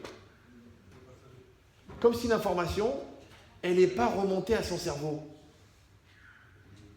Et dans tout, c'est pareil. Comme quelqu'un, il sait qu'il ne fout rien, mais il ne comprend pas pourquoi on ne veut pas le payer. Mais tu n'as rien foutu. Mais attends, je suis venu tous les jours. Tu as bien vu, j'ai pointé, c'est marqué 8h, 19h, tous les jours. Ok, mais tu fous rien. Tu restes assis dans ton ordinateur, tu joues avec ton truc, tu appelles les appels entrants, soi-disant, tu fais rien. Tu n'as rien foutu pendant 30 jours. Après, tu viens, tu me dis, bon, alors, comme prévu, 2850 € de salaire. Mais salaire de quoi? Bah, tu me payes. Mais tu es venu pour faire de la présence, c'est pas une halte garderie ici, papa. C'est un travail. Moi, je te paye, toi, tu travailles. Maintenant, tu as plus ou moins de hatzlaha. C'est bien, je te paye. Mais quand tu travailles, mais quand tu fous rien, et il y a la caméra, elle est branchée là. On te voyait toute la journée en train de jouer avec les jeux de l'ordinateur. Je te paye pourquoi? Ben, je suis venu. Donc le mec, écoute bien, il sait que celui qui est payé, qui travaille est payé. Il sait que celui qui ne travaille pas n'est pas payé. Il sait qu'il n'a rien foutu, mais il ne comprend pas pourquoi tu ne payes pas. Mais pourquoi tu ne payes pas? Mais je suis ton employé, mais je vais t'attraquer au prud'homme. Mais prud'homme, mais t'as rien foutu. C'est ce qui est marqué ici dans Rachi. Ouais. Il a la yédia, il a la connaissance. Les gens, ils savent. Moi, j'ai dit une phrase un peu violente. J'arrive. Ouais. C'est que, vous savez, il y a des gens, à chaque fois que tu leur parles, ils te disent « je sais ». Vous voyez cette phrase? Ouais. Tu sais, on fait attention à ton fils, je l'ai vu traîner dans des coins, j'ai l'impression qu'il est en train d'acheter de l'aveu. Mais je sais, je me que tu crois. Bon, tu sais, j'ai senti que ta femme, elle n'est pas bien, que ton mari, en ce moment, il n'est pas net, et ça. Mais je sais, je sais. Mais tu sais que c'est assourd, le Shabbat, de découper le sopalin. Mais je sais, tu crois que je suis goy ou quoi? Toute la vie, le gars, il a dit je sais. Toute la vie. Mais alors, c'est quoi le pire qui peut arriver à quelqu'un que toute sa vie, il a dit je sais? Il va dire je sais que je ne sais pas. Bon, ça fait un peu gamin. Non, c'est quoi? C'est qu'un jour, il va dire si j'avais su. Moi, je vois des gens, ils voient mon cours sur le Shalom Bayit, ils disent si j'avais su, j'aurais pas divorcé. Ils écoutent le cours sur les parents, si j'avais su, j'aurais éduqué. Ils voient le cours sur la bracha, si j'avais su, j'aurais été honnête. Ils voient le cours sur Mida Keneged Mida, si j'avais su, j'aurais fait attention. Je comprends pas comment un mec que toute sa vie il a dit je sais, à la fin il dit si j'avais su. Donc ça veut dire qu'il ne savait pas. Oui, non, oui, non. Alors je vous dis pourquoi. Parce qu'il y a une différence entre savoir au niveau culturel, ouais, tu sais qu'il faut payer, tu sais qu'il faut travailler, tu sais que c'est impur, tu sais que c'est Assur Shabbat, tu le sais, mais tu transgresses à l'aise. Le mec qui vient en voiture Shabbat à la synagogue, il écoute un des pirim de Yerushalayim, et en même temps il chante. Salut Victor, tu montes? Ah non, c'est samedi, excuse-moi. Enfin, après tu dis, mais comment ça se fait que le rabbin il me laisse pas toucher le vin du kidouche? Mais tu t'es pas Shomer Shabbat. Moi je suis père Shomer Shabbat. Tu sais qui c'était mon père? Le grand rabbin de Marrakech. Tu sais que c'était ma mère? La Solika, la tzadékette de Meknes. Et toi, t'es qui, toi? Converti. T'es qui, toi? Baal Teshuvah. On est une grande famille, là-bas, nous. Ok, t'es une grande famille, mais t'es pas Shomer Shabbat. C'est quoi pas Shomer Shabbat? On fait le kidouche. Ok, on regarde la télé juste après. Ok, on sort en boîte. Mais ça, c'est pour la santé. Ça n'a rien à voir. Tu vois que le gars n'est pas dérangé qu'il y ait une incohérence entre sa connaissance et son vécu. Ça ne dérange pas. Moi, j'ai vu des gens qui trompent leur femme, d'accord? Et quand tu leur dis, viens, on va en parler à ta femme, le mec, il dit, mais ça va pas. Il regarde des films bizarres, et quand je lui dis, mais viens, on en parle avec tes enfants, parce que tu penses que c'est important, il dit, Chas v'shalom. Chas v'shalom. Mais Chas v'shalom, que quoi? Que les gens le sachent, ou Chas v'shalom que tu le fais? Tu n'as pas compris, qu'est-ce qui est grave? Des fois, j'ai du mal, j'essaie de m'adapter, parce que mes études de zoologie se sont arrêtées très tôt. Qu'est-ce qui est grave? Ouais, que tu le fais ou qu'on le sache. C'est ce qui est marqué ici. Il a dit, regardez les mots de Rachi, ils sont violents. Il y a un an de psychologie là-dedans, dans ce Rachi-là. Ouais. Il a dit, il a appris à l'école que celui qui touche quelque chose d'impur devient impur. Donc il a la connaissance. Les gens, les trois quarts des gens, ils savent. Après, il sait qu'il a senti, qu'il a touché. Si tu lui demandes, t'as touché? Il dit oui, j'ai bien l'impression que j'ai touché. Oui, je suis sûr. Maintenant que tu me le dis, j'ai touché. Mais lo itbonen la soum libo chez l'itma. Lo itbonen, c'est quoi itbonen? L'itbonen en hébreu? Je vous explique. Si vous voulez partir, apprenez l'hébreu. Si vous voulez rester, apprenez l'arabe. Mais apprenez une langue, d'accord? Donc les hitbonen, ça veut dire réfléchir. Mais c'est intéressant que les hitbonen, ça vient de bina, ça vient de bonnet. Bonnet, c'est quoi bonnet? C'est un signe ostentatoire. Non, bonnet, c'est construire. Même en français, on dit, c'est un raisonnement construit. D'accord? Donc les hitbonen, c'est que ton raisonnement, il suit une logique dont toutes les transitions sont établies de manière rationnelle et dont tous les principes fonctionnent de manière claire et vérifiée et vérifiable. Ça s'appelle les hitbonen. Maintenant, qu'est-ce que ça veut dire quoi? Que le gars, il sait que celui qui touche quelque chose d'impur, il est impur. Il sait qu'il a touché, mais l'autre, hitbonen, ouais, il n'a pas réfléchi, il n'a pas construit. Donc Rashi, ici, il est en train de te dire que ce qui fait qu'une réalité, elle est prise à cœur par la personne, c'est la bina. Parce qu'il y a beaucoup de gens qui disent, écoutez, franchement, je n'ai pas réfléchi. La vérité, je sais, je l'ai trompé, ça a duré des années, fausse carte bleue, mensonge, organisation, mais je n'ai jamais réfléchi, je ne me rendais pas compte de la gravité, je sais que c'était assourd, mais je me disais, bon, le bon Dieu, il me comprend, il sait que j'ai une femme difficile. Je dis, quoi, tu n'as pas réfléchi? C'est quoi réfléchir? C'est très intéressant. Le miroir réfléchit. Toute la journée, il doit avoir un mal de tête de fou. Et l'homme réfléchit. Maintenant, pourquoi le mot réflexion, c'est le même pour le miroir et pour la personne? Quand on dit j'ai une réflexion intellectuelle, hop, c'est une réflexion. Quand tu dis le miroir permet de réfléchir l'image qui est en face, c'est une réflexion. Pourquoi c'est le même mot? Alors, je vous donne l'idée. Par exemple, vous êtes là. Vous me voyez? Oui, non? Vous me voyez. Sinon, il faut acheter un chien. Donc, vous me voyez. Moi aussi, je vous vois. OK. Maintenant, là, quand je vous vois, c'est que votre image, elle se reflète sur mon fond de l'œil. Et mon fond de l'œil, il récupère cette image dans mon cerveau. Et mon cerveau, il me dit, tu es à Pantin en train de donner un cours. Ça va? Super. Mais si je ferme les yeux, j'ai plus votre image qui se reflète dans le fond de mon œil. Mais par contre, je vous ai encore ici parce que ma mémoire instantanée, elle a capté cette image. Et moi, en me concentrant, je peux retrouver cette image. Mais là, je ne suis plus en train de voir votre image. Je suis en train de réfléchir votre image. Ça va? Donc si vous, pendant ce temps-là, vous levez, vous changez de place, vous mettez des perruques et des... Moi, pour moi, je reste sur mon image que j'ai réfléchi. Pas l'image que je vois. Oui? Non? Donc l'image que tu vois, c'est l'image que tu vois. L'image que tu réfléchis, c'est l'image que tu réfléchis. Super. Donc quand on dit à quelqu'un, tu sais, tu devrais réfléchir, ça veut dire quoi? Ça veut dire que tu devrais tenir compte de non pas seulement l'image que tu vois, mais aussi l'image que tu fabriques dans ta tête. Parce que c'est quoi une réflexion? C'est exactement comme un miroir. C'est quoi un miroir? C'est une vitre avec une feuille de métal, très fine, collée. Pourquoi on met une vitre? Vous savez pourquoi? C'est pour qu'elle soit lisse, elle soit droite. Quand elle est droite, elle va renvoyer, elle va capter les photons et elle va me faire une image. C'est le reflet. Si elle est froissée, papier à lui, il va refléter, mais tu n'arrives pas à voir dans le reflet, bien qu'il reflète, parce qu'il n'est pas droit. Donc en réalité, la vitre, elle sert seulement à tenir droit. Donc le principal, c'est le métal qui va envoyer l'image. Ok. Maintenant, j'ai devant moi le reflet et la personne en face du reflet, qui se trouve accessoirement être moi, quand je me regarde dans le miroir. Ok. Maintenant, là, c'est le reflet et ça, c'est la personne. Maintenant, quand moi, attention, je suis en face de mon fils, par exemple, je le vois tous les jours, mais je peux le voir sans le voir. Comme des fois, tu es en train de réfléchir, il y a un mec qui passe devant, il dit alors tu dis pas bonjour, ah, excuse-moi, je t'ai pas vu. Quand tu m'as pas vu, mais je passais devant toi, je t'ai vu sans te voir. Tu peux aussi voir tes enfants sans les voir. Pourquoi? Parce que tu n'as pas capté une image pour dire attends, stop, je regarde, je ferme les yeux, je dis c'est mon fils, j'ai un devoir, je suis un papa, j'ai une obligation. Et ça, qu'est-ce que je suis en train de faire? Je suis en train de réfléchir mon fils. Donc je ne réfléchis pas à partir de ce que je vois, je réfléchis à partir du reflet que j'ai capté en moi. Ça va? Si je le fais assez régulièrement, je vais me rendre compte de la différence entre l'image que j'ai en tête et l'image qui est devant de moi, et donc je vais me rendre compte que mon fils, il grandit.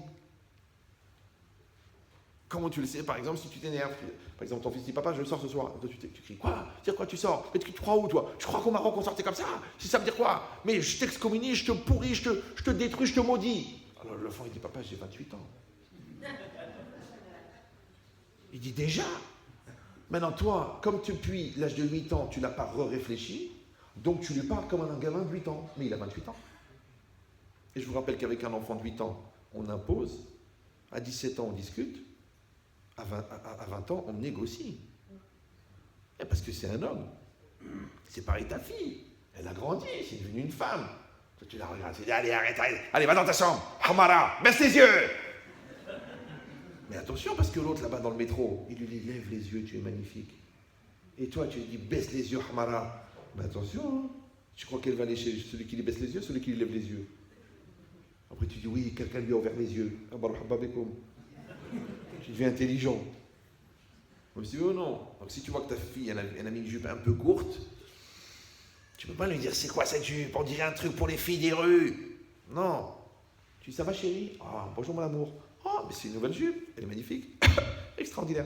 Viens t'asseoir avec moi dans le canapé. On va discuter. Alors, la fille, elle s'assoit. Évidemment, quand elle s'assoit, la jupe, elle remonte, puisqu'elle avait pris juste.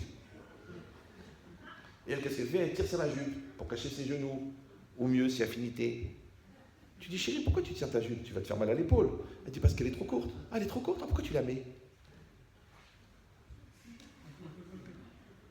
Si tu lui dis, c'est quoi cette jupe de fille des rues? Elle va avoir une haine contre toi, elle va partir avec Christian, qui est tolérant. Ouais. Mais si tu lui dis, pourquoi tu tires la jupe? Et qu'elle, elle te dit, parce qu'elle est trop courte, tu dis, elle est courte? Ah, tu dis, ouais, papa, je ne me rendais pas compte. Ah, l'osam t'alève. Ouais. Tu n'as pas mis ton cœur que la jupe, elle est courte. C'est pareil. Toi, tu insultes la femme qui t'a fait 5 enfants. Tu dis, mais chérie, mon amour, ok, t'es énervé, t'es fatigué, mais là, t'es en train d'insulter la mère de tes enfants. Oui, mais ça veut dire, tu sais comment ceci se passe, et tu m'énerves et tu me pousses à bout. Ok, mais tu es en train d'insulter la mère de tes enfants. Après les nerfs, après les cris, après les réconciliations, tu dis, mais comment t'as fait, chérie? Comment t'as fait pour sortir cette khra de ta bouche, alors que moi, je t'ai sorti des diamants de mon corps? Alors il dit, l'os un petit lève. J'ai pas réfléchi, je me rendais pas compte. Et c'est ça qu'on veut. On veut que tu sois Sam lève. Alors que tu sais que c'est pas bien de le faire. Et que tu sais que tu es en train de le faire, mais tu n'arrives pas à te retenir de le faire. Donc, tu n'es pas en train de vivre ta vie. Et c'est ça le korban. Pourquoi on doit amener un korban? Vous savez ou non? Vous savez ce que c'est un korban, non? Un sacrifice. Quand quelqu'un il a fait une faute dans la Torah, s'il a fait une faute volontaire, il est méside, il est volontaire, donc il n'y a pas de korban, il n'y a pas de sacrifice. Mais s'il a fait une faute involontaire, alors la Torah elle a dit qu'il fera teshuva et il amènera un korban, Bezrat Hashem, bientôt dans le 3e Beth Amikdash. Maintenant, un korban c'est quoi? Un korban c'est un sacrifice, d'accord? Pourquoi je dois amener un korban? Pourquoi? Parce que j'ai fait une faute involontaire. Ils disent le commentaire, il me dit je comprends pas. Le gars qui a fait une faute volontaire, il n'amène pas de korban, il n'amène pas de sacrifice. Mais celui qui a fait une faute involontaire, il doit amener un sacrifice. Ah, il y a un système qui ne marche pas. Ça va pas, non? Oui, non. C'est bizarre, non? Alors, il faut régler l'histoire. On va rafraîchir les idées. Quand quelqu'un fait une faute volontaire, il n'amène pas de sacrifice. Pourquoi? C'est lui le sacrifice. On va le sacrifier. Ouais. Et quand il a fait une faute involontaire, pourquoi il doit amener un sacrifice puisqu'il n'a pas fait exprès? Alors, vous savez pourquoi est-ce qu'on punit quelqu'un qui n'a pas fait exprès? Vous savez ou non? Parce qu'il n'a pas fait exprès. Je dis, mais si j'ai pas fait exprès, justement, c'est pas grave. Si, écoutez bien, c'est un peu violent. Hein. C'est parce que tu as fait exprès de pas faire exprès. Tu dis, mais j'ai pas fait exprès de pas faire exprès, j'ai pas fait exprès. Non, tu as fait exprès de pas faire exprès. La preuve, si vous avez le permis, vous savez ça. Si vous roulez en voiture, détente, bien, après-midi de printemps, beau soleil, avec la famille, tout va bien. Dimanche après-midi pour aller aux Tuileries. Et il y a un gars, un fou, un malade, un khmar, il pile devant toi. Et toi, tu lui rentres dedans. Qui c'est qui a tort? N'ayez pas peur d'entre nous. C'est lui. C'est toi. Pourquoi? Tu n'as pas le permis. Tant pis, bon. Ah, je te dis pourquoi. Parce qu'il y a une loi dans le permis de conduire, c'est que tu es censé rester maître de ton véhicule. Tu peux me dire la différence entre rester maître de ton véhicule, reste maître de ton corps, et pas devenir fou parce que l'autre est la moitié nue devant toi, reste maître de ta tête, malgré que tu es en colère, rester maître de ta bouche, malgré que tu es énervé. Tu peux me dire la différence? Donc à chaque fois que tu lâches, tu as tort. C'est pour ça qu'en hébreu, la pshia, c'est la faute. Poshea, c'est un fauteur. Pacharti, c'est j'ai fauté. Mais la pshia, c'est la négligence. Or, je rappelle pour ceux qui n'ont pas compris que la négligence n'est pas un acte. C'est un non-acte qui a généré une conséquence négative. Quand je fais moi la vera, quand moi je casse, quand moi je truche, je dis ok, je l'ai fait, mais j'ai juste négligé, j'ai rien fait. C'est ça ton problème, c'est que tu n'as rien fait. Tu n'as rien fait. Vous me dites non, tu n'as pas tenu le volant, eh bien tant pis pour toi. Tu n'as pas retenu ta bouche, eh bien tu mérites la trecha. Tu n'as pas fait attention qu'on était Shabbat. Alors en sortant des toilettes, tu as allumé la lumière. Mais je n'ai pas fait exprès. Mais si tu étais conscient que c'était Shabbat, tu n'aurais pas allumé la lumière. D'accord? Ça s'appelle en français un non-acte. Un non-acte. Il y a un acte et il y a un non-acte. Donc l'acte, c'est quoi? C'est d'agir. Le non-acte, c'est de ne pas agir. Des fois, la Torah, elle te punit parce que tu agis mal. Des fois, la Torah, elle te punit parce que tu n'agis pas pour éviter le mal. Ah, tu dis oui, mais j'avais pas l'impression que c'était moi, j'avais pas l'impression. C'est pour ça qu'on amène un korban. Donc vous avez compris que le korban sur l'involontaire, il n'est pas sur la faute, il est sur la conscience. Tu dois faire tes chouvas parce que tu es inconscient. Tu dois faire tes chouvas parce que tu es négligent. Tu dois faire tes chouvas parce que tu n'as pas pris à cœur. Tu dois faire tes chouvas parce que tu n'étais pas dans ta réalité. Et ça, c'est assourd. Bah oui, parce que rappelez-vous que le fond du Yetzirah, le fond, c'est quoi? Les gens croient la Touma, Belzébuth, Lucifer. Mais non, laisse faire. Non. Le fond du Yetzirah, c'est le contraire de ce qui est écrit dans la Torah. Qu'est-ce qu'elle a dit la Torah? Ubechu kotai, telechu. Dans mes lois, vous irez. Même Albert, vous avez entendu parler d'Albert, qui était d'une intelligence relative, finalement. Et dont on n'a jamais retrouvé les téphilines. Il a dit, Albert, le secret de l'univers, c'est le mouvement. Bon, il y a beaucoup à dire. Si un jour vous avez une semaine à perdre, on pourra en parler. D'accord? Le secret de l'univers, c'est le mouvement. Tout est en mouvement. Mais non. Dommage pour Albert. Parce que s'il avait lu un passage de la Torah, Ubechokotai, Telechu, dans mes lois, vous irez. Je traduis. D'accord? Vous irez. Mais non, quand la Torah elle a dit « vous irez dans mes lois », c'est quoi le contraire d'aller? Rester sur place, reculer, ne pas avancer? Non, le contraire d'aller, c'est laisser aller. Vous me suivez ou non? Parce que dans le laisser aller, ce qui est dangereux, c'est l'illusion d'optique que tu as l'impression que tu avances puisque ça bouge. Tu vois que le décor il bouge, tu vois que la situation elle bouge, mais tu n'es pas maître de la situation puisque tu laisses aller. Eh bien, le laisser aller, c'est la Touma. Et aller, c'est la Kedusha. Et la Torah, elle a dit, Ubechokotai, Telechu. C'est-à-dire qu'il y a une réalité devant toi, il y a une halakha. Il y a une réalité devant toi, il y a une situation, il y a un Shabbat, il y a une cache-route. Toi, qu'est-ce que tu fais? Tu rentres dans la situation. Tu dis, Ani Shomer Shabbat. D'accord? Ani Shomer cache-route. Ani Shomer Shalom Bayit. Ani Shomer Achaim. Moi, je fais attention à mes enfants. Si tu dis, écoute, je ne les ai pas détruits, mais la vérité, je ne me suis pas occupé. Donc, qu'est-ce que tu as fait? Tu as laissé aller. Ils appellent ça lâcher prise. Ouais. Lâcher prise dans les bêtises, c'est bien. Mais lâcher prise dans les choses qui te concernent, c'est dangereux, baba. Tu vois, le mec, il est au volant avec 4 enfants à l'arrière à 140 sur l'autoroute, il dit, tu sais quoi, mon psy m'a dit que je dois lâcher prise. Mais t'es fou, toi. Tu tiens le volant. Vous me suivez ou non? Faut pas lâcher prise maintenant. Ta femme me dit, tu m'aimes ou tu m'aimes pas? Oh, tu sais quoi, je crois que je vais lâcher prise. Mais non, dis-lui, je t'aime. Oh, je lâche prise. Donc ça, c'est quoi ça? C'est le laisser aller. Le laisser aller, c'est la racine de la Touma.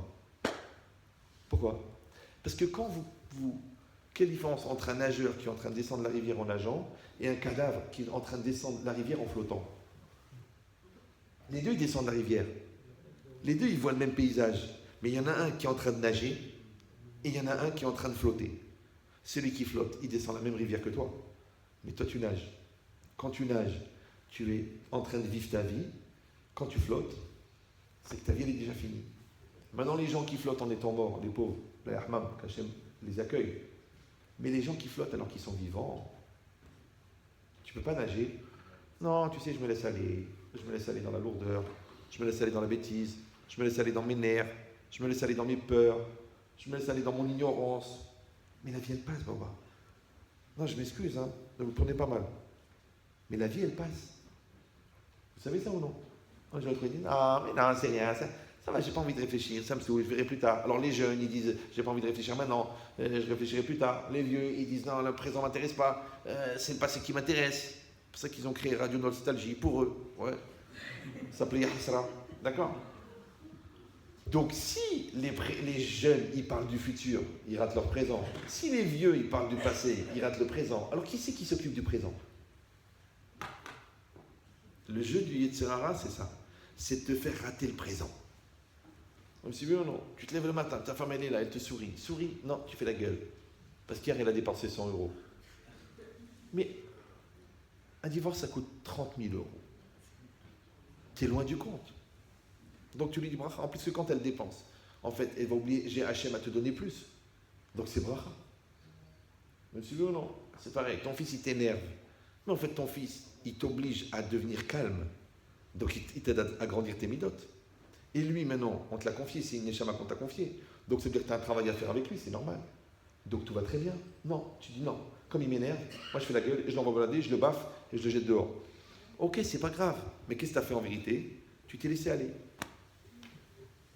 Alors rappelez-vous que si aller, c'est être vivant, laisser aller, c'est mourir. Comme quelqu'un il se laisse aller dans son cancer. Vas-y, bats-toi. Fais une thérapie, fais une approche, fais un truc, écoute des cours, je sais pas, fais quelque chose. Non, tu sais, le médecin, il a dit que c'est foutu, c'est pas la peine de réfléchir. Pourquoi? Qu'est-ce que ça a à faire? Pourquoi il n'y a pas des gens qui font reculer les cellules sont cancéreuses? Il n'y en a pas qui se relèvent, il n'y en a pas qui se battent, il n'y en a pas qui optimisent. Ça existe? Non, tu sais, ça sert à rien. Le mec, toute sa vie, il n'a rien fait. Ouais, et rien qu'il a descendu. Or, rappelez-vous que pour faire tomber un avion, il suffit de couper le contact. Mais pour envoyer une fusée sur la Lune, il faut des milliers et des milliers de litres de kérosène. Donc monter, c'est toujours plus dur que descendre. Miya'ale be'arachem, ou miyakum bimkom kocho. Qui c'est qui va monter sur la montagne de Dieu et qui c'est qui va se maintenir à son endroit saint, dans son sanctuaire. Oui. Donc l'idée c'est ça. C'est que ici, quand c'est marqué que la personne, elle a la conscience, elle a la connaissance, elle a la conscience, mais ça ne suffit pas. Il faut qu'elle ait pris à cœur la chose. C'est sur ça qu'elle amène un korban. C'est pour ça que le Rav Yerucham Halevi, il dit Bechol shogeg yesh mezid. Dans l'involontaire, il y a un volontaire. Ben oui, parce que tu es déjà volontaire d'être involontaire. Quand tu ne fais pas tout pour que ça s'arrange, c'est comme si tu as décidé que ça ne va pas s'arranger. Quand tu n'as pas pris des précautions pour éviter les dommages, c'est comme si tu as tout fait pour que les dommages arrivent. D'ailleurs, dans les lois du dommage, là-bas, si vous étudiez la première Mishnah de Baba Kama, ouais, qu'est-ce que c'est marqué là-bas? De ce qu'on sait l'obligation qu'on a de payer quand on casse. Vous savez ou non? Parce que c'est marqué ou Shmiratan Alecha. Shmiratan, c'est toi qui as l'obligation de garder tes animaux, de garder tes biens, pour pas qu'ils engendrent des dommages. Moi je dirais non, moi je pense que c'est les autres qui doivent faire attention. Comme en Israël. Ouais, le mec il roule, il met le clignotant, il tourne. Tu dis mais attends, t'as qu'à faire attention. Mais mets le clignotant, laisse-moi le temps de prendre conscience et après tu tournes. Non, je tourne, de toute façon j'ai mis le clignotant. C'est-à-dire que moi je dois être toute la journée en train de me dire il y a un fou qui va me couper la route. Mais c'est le contraire de la Torah. La Torah c'est Shmiratan Alecha. C'est toi qui dois garder. Vous me suivez ou non? Je ne dis pas hein, pourquoi ma femme elle ne sourit pas. Moi je vais chez elle et je lui souris. Je ne dis pas mon mari il est méchant. Moi je vais chez lui, je lui fais un bon petit plat, je rigole avec lui. Moi je vais vers lui. Moi je fais ce que j'ai à faire. Je ne dis pas je ne fais pas ce que j'ai à faire parce que l'autre il n'a pas fait ce qu'il avait à faire. Moi je joue mon rôle d'homme, je joue mon rôle de père, je joue mon rôle de fils. Moi je fais ce que j'ai à faire. Moi je joue mon rôle de juif. Moi je suis un juif, je vais à la synagogue. Je ne dis pas tu sais quoi, je suis mal accueilli, à quoi ça sert? De toute façon le bon Dieu ne m'écoute pas quand j'ai besoin de lui. Mais comment il va t'écouter? Il ne te connaît pas. Il ne t'a jamais vu. Il vient à la synagogue tous les jours, il ne te voit pas. À Kippour, tu étais occupé, tu avais une vente à faire, d'accord? Donc ça veut dire quoi? Ça veut dire que la logique, elle est que si moi, je veux que Hachem apparaisse dans ma réalité, alors moi, je dois le faire apparaître dans ma réalité. Maintenant, on avait demandé, mais pourquoi c'est marqué dans le Passouk que les ouvriers, les serviteurs, qui n'avaient pas la crainte d'Hachem, et après c'est marqué ceux qui n'ont pas mis son cœur. Vous avez compris maintenant que la nature de la Simatlev, la nature de la sensibilité que tu dois avoir, c'est la crainte d'Hachem. Vous me suivez ou non? Parce que quelqu'un il peut être très intelligent. Quelqu'un il peut avoir un doctorat de psychologie. Quelqu'un il peut avoir une agrégation de psychanalyse. Quelqu'un il peut être agrégé, capable de mathématiques et maîtrise de physique. Et grand cardiologue. Et grand... Mais s'il n'a pas la simatlev, ça lui sert à rien. Pourquoi? Parce qu'à quoi il sert le meilleur appareil du monde, ouais, si tu ne peux pas le brancher? C'est comme si toi tu dis, c'est dommage, j'ai acheté des enceintes de folie, mais il n'y a pas le Bluetooth. Bluetooth, c'est les gens qui ont les dents bleues. Non, c'est pas ça. C'est un système par onde qui permet de capter un signal pour relier deux appareils sans fil. C'est Bluetooth. Ouais. Maintenant, cette logique-là, c'est quoi? C'est que toi, il y a une femme ici, il y a un mari ici, mais il n'y a pas de Bluetooth. Il y a des enfants ici, il y a des parents ici, mais il n'y a pas de Bluetooth. Il y a la Torah ici, il y a toi ici, mais il n'y a pas de Bluetooth. Il faut installer le Bluetooth. Alors, comment on appelle le Bluetooth? Ouais, le Bluetooth, c'est Yirat Shamayim. Les gens ils disent non, c'est une question de connaissance. Ils apprennent. Là, tu vas te dire non, c'est une question de prise de conscience. Ils sont conscients. Il y a des gens qui vont dire non, c'est une question de milieu. Je suis dans un bon milieu, grâce à Dieu, je suis dans une communauté orthodoxe. Non, ça ne suffit pas. Il faut que tu aies la Yirat Shamayim. Qu'est-ce que c'est la Yirat Shamayim? C'est quoi la crainte du ciel? La crainte du ciel, écoutez bien, en résumé, c'est une conscience exacerbée de l'existence et de l'intervention divine dans le monde. C'est-à-dire que tant que toi, que ta connaissance, elle reste une connaissance, que ta sensibilité, elle reste une sensibilité, mais qu'elle ne te rentre pas en toi, c'est zéro. Zéro. Tu peux passer à côté de ta vie. Toujours, je racontais quand j'étais à Bachour, alors pendant les vacances, parce que nous, à partir de l'âge de 15 ans et demi, on n'a plus demandé d'argent à nos parents. C'est fini. On savait qu'ils travaillaient comme des fous, on travaillait pendant les vacances. Et si on a besoin d'argent de poche, nous, on travaille. Après, on va dire, papa, donnez. Non, papa. On se débrouille. Ouais. Alors, j'ai travaillé pendant les vacances à la sécurité sociale, dans les bureaux, au service comptable. Et moi, maintenant, j'étais Bachour Yeshiva. Donc, j'étais avec ma chemisette, et j'avais mes titites, et j'avais ma kippa, et j'avais mes pailleus. Une belle kippa, Ziana. Et le premier jour, je travaille, un gars, il vient comme ça, un petit nerveux, je me rappelle, un peu, pas très grand, gros comme ça, et chauve et nerveux. Il vient, monsieur, oui, vous savez que c'est une administration publique. Je dis oui. Il m'a dit, mais pourquoi vous mettez le qui peut le? Qui peut le? Moi j'ai compris qui peut le plus, peut le moins, d'accord? Je dis, parce que je suis juif, orthodoxe et religieux. Il faut préciser parce que c'est pas évident. Ouais. Il m'a dit, moi aussi je suis juif, athée et communiste. Ah, je dis, fois chez les morts, fois ta nefesh, fois ta ouf. El narefanalo.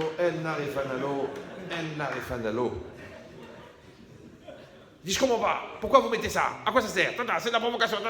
Je dis, attends. Je dis, écoutez monsieur, j'ai un problème. Comme ça je lui racontais, comme ça je lui parlais. Je dis, j'ai un problème. Il me dit, pourquoi? Moi, Béhémet, ça faisait à l'époque, en première, deuxième, ça faisait à peu près 2 ans que je mettais la kippa toute la journée. D'accord? Avant, je la mettais pour les prières. Quand j'ai fait une vraie teshuva, j'ai mis la kippa sur la tête. Je ne l'ai plus enlevée. Je dis, moi, ça fait 2 ans que je mets la kippa toute la journée. Et la vérité, Béhémet, je l'ai oubliée. Elle tient très très bien, c'est une spéciale. C'est-à-dire, elle ne bouge pas. Non, il y en a, ils ont une kippa, tac, dès qu'ils voient une goya, hop, et ça. Mordechai, Kevin, trac, transformation. Moi, je peux pas, j'arrive pas. La barbe, c'est pareil, je peux pas l'enlever. J'ai perdu le libre arbitre. Obligé, d'accord? Donc, je lui dis, moi, la vérité, je mets la kippa tous les jours, je la sens même plus. Je me lève le matin, je m'endors, je me réveille, je pars, je me lave la figure, je vais au travail, je fais la prière. J'ai la kippa, j'ai même oublié que j'ai la kippa.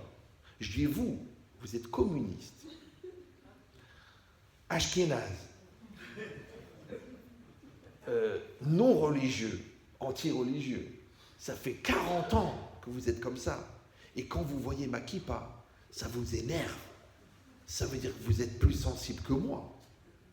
Or, puisque la sensibilité, la religiosité, elle se mesure à la sensibilité, donc vous êtes plus religieux que moi. Je suis jaloux de votre sensibilité parce que moi, ça ne me fait plus rien et vous, ça vous énerve. Et m'a regardé. On sentait que ça faisait longtemps qu'il n'avait pas utilisé son cerveau. D'accord, mais c'est quoi l'idée? L'idée, c'est qu'une personne, malheureusement, elle perd la sensibilité. Vous savez, on se marie, mon amour, mon cœur, ma vie, ma douceur, ma joie, les premiers bisous. Et après 23 ans de vie commune, c'est près à la limite du secourisme. Tu dis alors, tu me fais le bouche à bouche, pourquoi tu vas t'évanouir? C'est difficile de garder la vibration, les papillons, ils les appellent, ouais. Après 20 ans de mariage, c'est une maladie, ça s'appelle la routine, d'accord? Et c'est pareil aussi là, dans la Kedusha, quand tu fais tes chouvas, c'est fort, c'est puissant, c'est... Et après, tu sais, maintenant grâce à Dieu, on est religieux, on est dans les bons endroits, on est avec le raveur baba et le truc, et tu perds la kavana dans la prière, shifhala, l'étude toutes les semaines, n'en parlons pas. La cacherout, tu dis, comme je t'en prie, c'est marqué cacher en hébreu, mais c'est marqué hazir. Ah oui, excuse-moi. D'accord.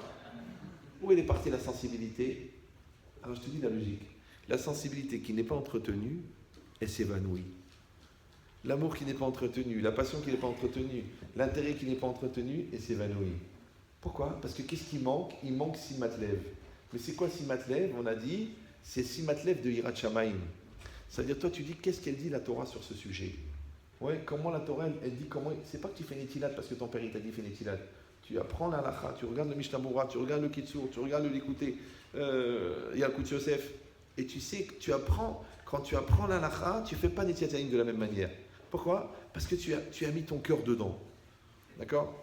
Quand tu t'assois dans la soukha, c'est pas que tu t'assois dans la soukha, tu dis, écoutez, allez, s'il vous plaît, ne partez pas comme ça à la maison, restez 5 minutes, on va faire un petit kidouche, ceux qui peuvent, faites Netilat, et prends voir d'une miette de mettre là, en dessous de la soukha. Mais non, baba, tu vas étudier la halakha de la soukha, tu vas étudier la gemara soukha, tu vas étudier la Mishnah soukha, tu vas étudier le soukha dans le chumash, tu vas étudier la soukha dans le Zohar, tu vas étudier la soukha dans la Chassidout, tu vas voir que c'est pas la même soukha.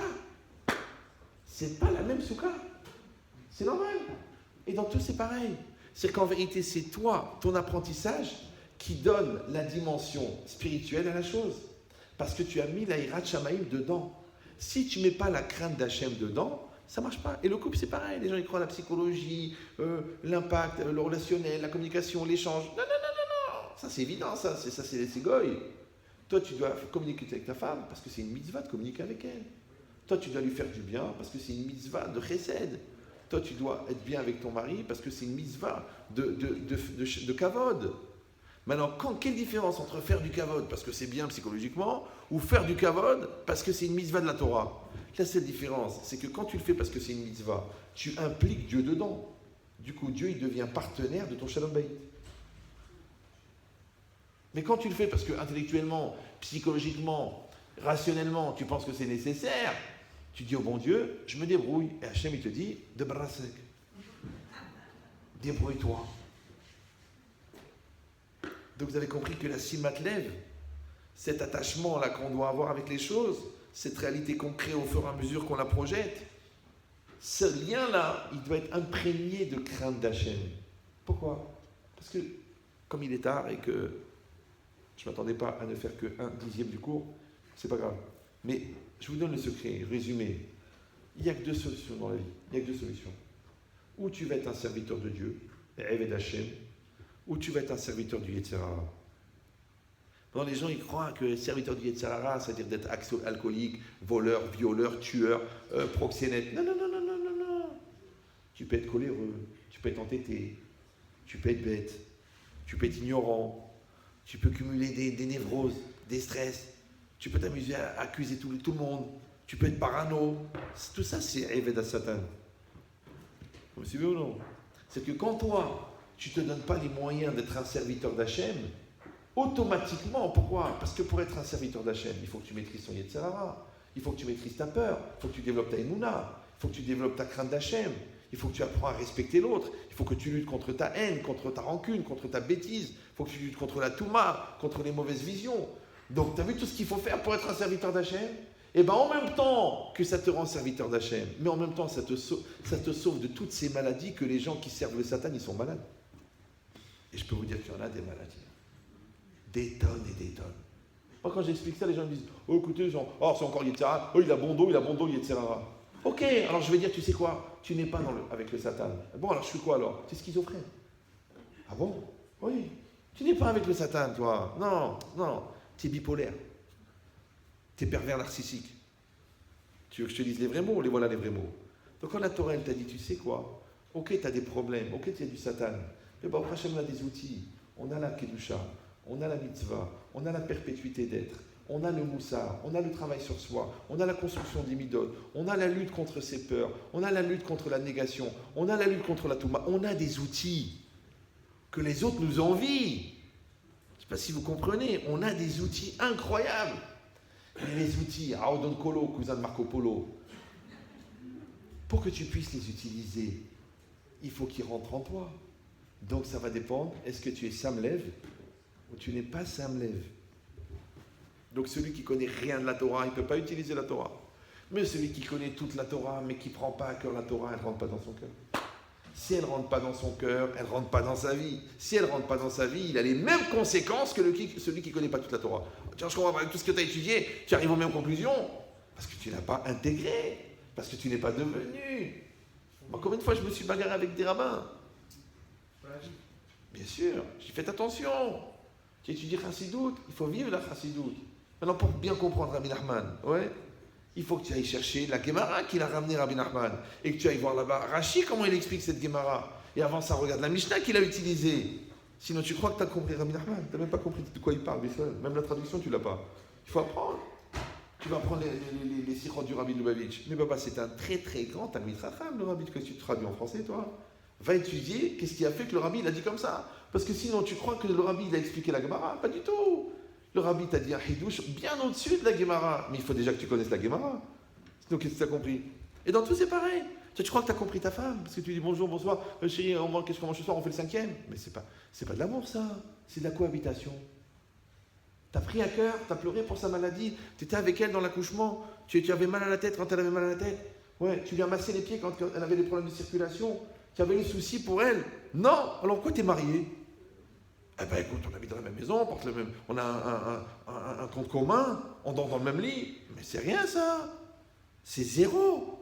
Donc tu n'as pas pris à cœur de faire un avec ta femme, tu n'as pas pris à cœur de faire un avec ton mari, tu n'as pas pris à cœur, vous deux, de faire un avec vos enfants, et vous cinq, vous n'avez pas pris à cœur de faire un avec Hachem. Alors dis-moi, cette vie-là, tu l'as vécue? Ou laquelle est passée devant toi? Après les gens disent, vous savez, on ne savait pas, on n'a pas pris le temps, on ne s'est pas donné le cœur. C'est ça que quand tu arrives à un mariage, et tu vois un enfant, tu regardes ta femme, tu dis, c'est nous qui avons fait ça? Oui, c'est vous.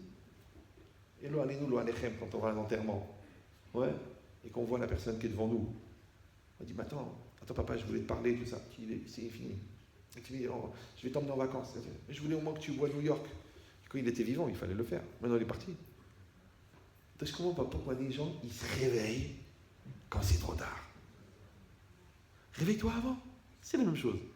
Si quelqu'un il va dire, écoutez, j'ai du mal, parce qu'on a tous d'autres priorités, c'est facile. C'est pour ça que la Gemara dit que Rabbi Yochanan disait à ses élèves, il faut faire teshuva tous les jours. Non, il faut faire teshuva à la veille de sa mort. Alors les élèves lui ont dit, mais Rav, un homme, il ne sait pas quand est-ce qu'il va mourir. Il dit, il faut faire teshuva tous les jours. Là, c'est exactement pareil. C'est comme si tu dis avec ta femme, tu dis, écoute, c'est le dernier jour. Bon, alors t'as qu'à dire c'est le premier jour. Vas-y, kiffe. Tes enfants, c'est pareil, un jour ils vont partir. Et plutôt que tu crois, s'il va partir à l'Yeshiva Ktana, s'il va partir à la Yeshiva, s'il va partir faire ses études à Madrid ou à Porto ou à Arbaba, et toi tu vas dire on les voit plus. Après, elle tombe amoureuse là-bas, elle revient, tu dis je me marie. Après, tu dis bon, ça ne dérange pas, on s'installe aux États-Unis, c'est fini, Halet, il n'y en a plus. Après, une fois par an, ça va les enfants, ça se passe bien? Ah, tu montes les petits? Oui. Je dis comme c'est pas normal, j'ai donné toute ma vie, le mec je le vois une fois par semaine. Mais c'est comme ça la vie. Maintenant, écoute-moi bien, tu ne vas pas te plaindre de ce qu'ils ne sont pas là quand ils ne sont pas là. Par contre, tu peux te plaindre de ne pas optimiser quand ils sont là. Maintenant, pourquoi tu vas penser à s'occuper d'eux? Pourquoi tu vas penser à t'inspirer? Pourquoi tu vas penser à t'investir? Parce qu'il y a Simatlev. Donc ça, c'est une activité active. D'accord? D'aller vers l'autre. D'aller, comme Moshe Rabbeinu, il a grandi dans le palais. Comment il allait être sensible à l'esclavage? Il a été avec ses frères. Nathan, Enav, Velibo, Liot, Metzer Alehem. Il dit Rashi, il a mis ses yeux et son cœur pour souffrir avec eux. Pourquoi? Parce que quand il va leur dire sortir d'Égypte, ils vont me dire mais de quoi tu parles? Toi, tu as vécu dans le luxe, tu viens nous dire à nous la liberté. Donc tu ne peux transmettre quelque chose que si tu as vécu la même chose que lui. C'est comme si tu vas voir un déporté d'Auschwitz et tu dis bon, quand même, c'était pas si dur que ça. Et il dit c'était tellement pas dur que quand on l'a raconté en sortant de la guerre, les gens ne nous croyaient pas. Tellement que c'était dur. Ouais. Donc ça veut dire que tu ne peux pas comprendre quelqu'un tant que tu n'es pas à sa place. Mais si tu ne peux pas le comprendre, lui aussi ne te comprend pas. Donc tu ne peux pas y changer. C'est pour ça que toujours quand le gars m'appelle, il dit ah mais chérie, ma femme elle accouche, j'ai le droit de rentrer dans la salle? Je dis oui, tu rentres. Il me dit mais j'ai pas le droit de la voir quand elle est dénudée. Je dis oui, tu tournes la tête, tu te mets la tête contre le mur. Mais il faut que tu entends les cris qui te rentrent dans le cœur comme ça. Comme ça, après, plus tard, quand tu diras chérie, je t'en prie, passe-moi une bouteille, tu peux sortir la lessive. Tu ne diras pas ah, c'est ton rôle, c'est pas le mien. Rappelle-toi de l'accouchement. Parce que vous savez que les femmes n'ont pas de misva d'avoir des enfants. Vous savez ça? Mais les hommes, oui. C'est que quand ta femme, elle crève, toi, tu es le roi. Tu rentres à la synagogue, the big boss. Encore un garçon. Toi, ferme là, t'as que des filles. D'accord? Comment tu vas frimer alors que c'est elle qui crève? Donc je te dis, rentre dans la salle d'accouchement. Que ça te rentre. Tu l'entends. Tu sais que ça fait mal. Parce que la péridurale n'a pas marché. Elle avait boré, péridurale, ça n'a pas marché. Bon, alors maintenant, tu sais que c'est dur. Eh bien, tu vas devenir patient. Et tu vas être compréhensif. Et tu vas la gâter. Et tu vas lui donner ce qu'elle mérite. Parce que la pauvre, elle a crevé pour toi. Et toi, c'est pareil. Quand ton mari passe toute la journée à se battre pour que vous ayez le confort à la maison, ne lui fais pas la gueule quand il rentre, sous prétexte qu'il a refusé de te rappeler 2 fois alors que tu as envoyé 2 textos. Qui crèvent. Les textos... Tu sais qu'il est préoccupé, il a un impayé d'1 million d'euros. Un client qui l'a planté, il a toute sa boîte qui est en train de voler en l'air. Et toi, tu le saoules parce que tu voulais qu'il passe à Hyper Cacher pour prendre du lait. Mais peut-être qu'il avait d'autres soucis. Alors quand il rentre, il dit mon amour, mon cœur, ma vie, mon feu d'artifice, mon bouquet de fleurs, ma joie, ma lumière. J'en rajoute pour les maris frustrés. Comment ça a été aujourd'hui? Il va te dire la vérité, je ne sais pas quoi faire. On a été planté d'1 million. Oh, tu dis, heureusement que je ne l'ai pas insulté. Ouais, on va boire le Sarah. Tu sais pourquoi tu ne l'as pas insulté? Parce que tu as pris à cœur que le Shalom Bayit, il est plus important que le texto. Donc tu vois, tu as pris à cœur que le Shalom Bayit, il est plus important qu'elle a pris 4 kilos. Alors elle a pris 4 kilos. Elle dit, j'arrive pas à te regarder, tu me dégoûtes, va demander au Rav Cellulite. Mais elle vient d'accoucher. 2 minutes, ah, tu te débrouilles. Donc ça veut dire quoi? C'est que tu dois l'aimer plus que la cellulite. Et toi, tu dois l'aimer plus que ses nerfs. Et toi, tu dois l'aimer plus que sa mère. Ouais. Et tu dois l'aimer plus que. Et bien quand tu l'aimes plus que, c'est parce que tu as pris à cœur. Barabotaï, c'est ça la solution. Quand tu prends à cœur avec la crainte d'Hachem, la vie, elle est facile. C'est facile. Vous savez, les gens, ils étaient dans les camps de la mort. Ils se sont pas plaints. Et nous, on fait la gueule parce qu'il pleut. On se plaint parce que la maison, elle ne se vend pas au bon moment. Parce que l'autre, il n'a pas trouvé son chidour comme il fallait.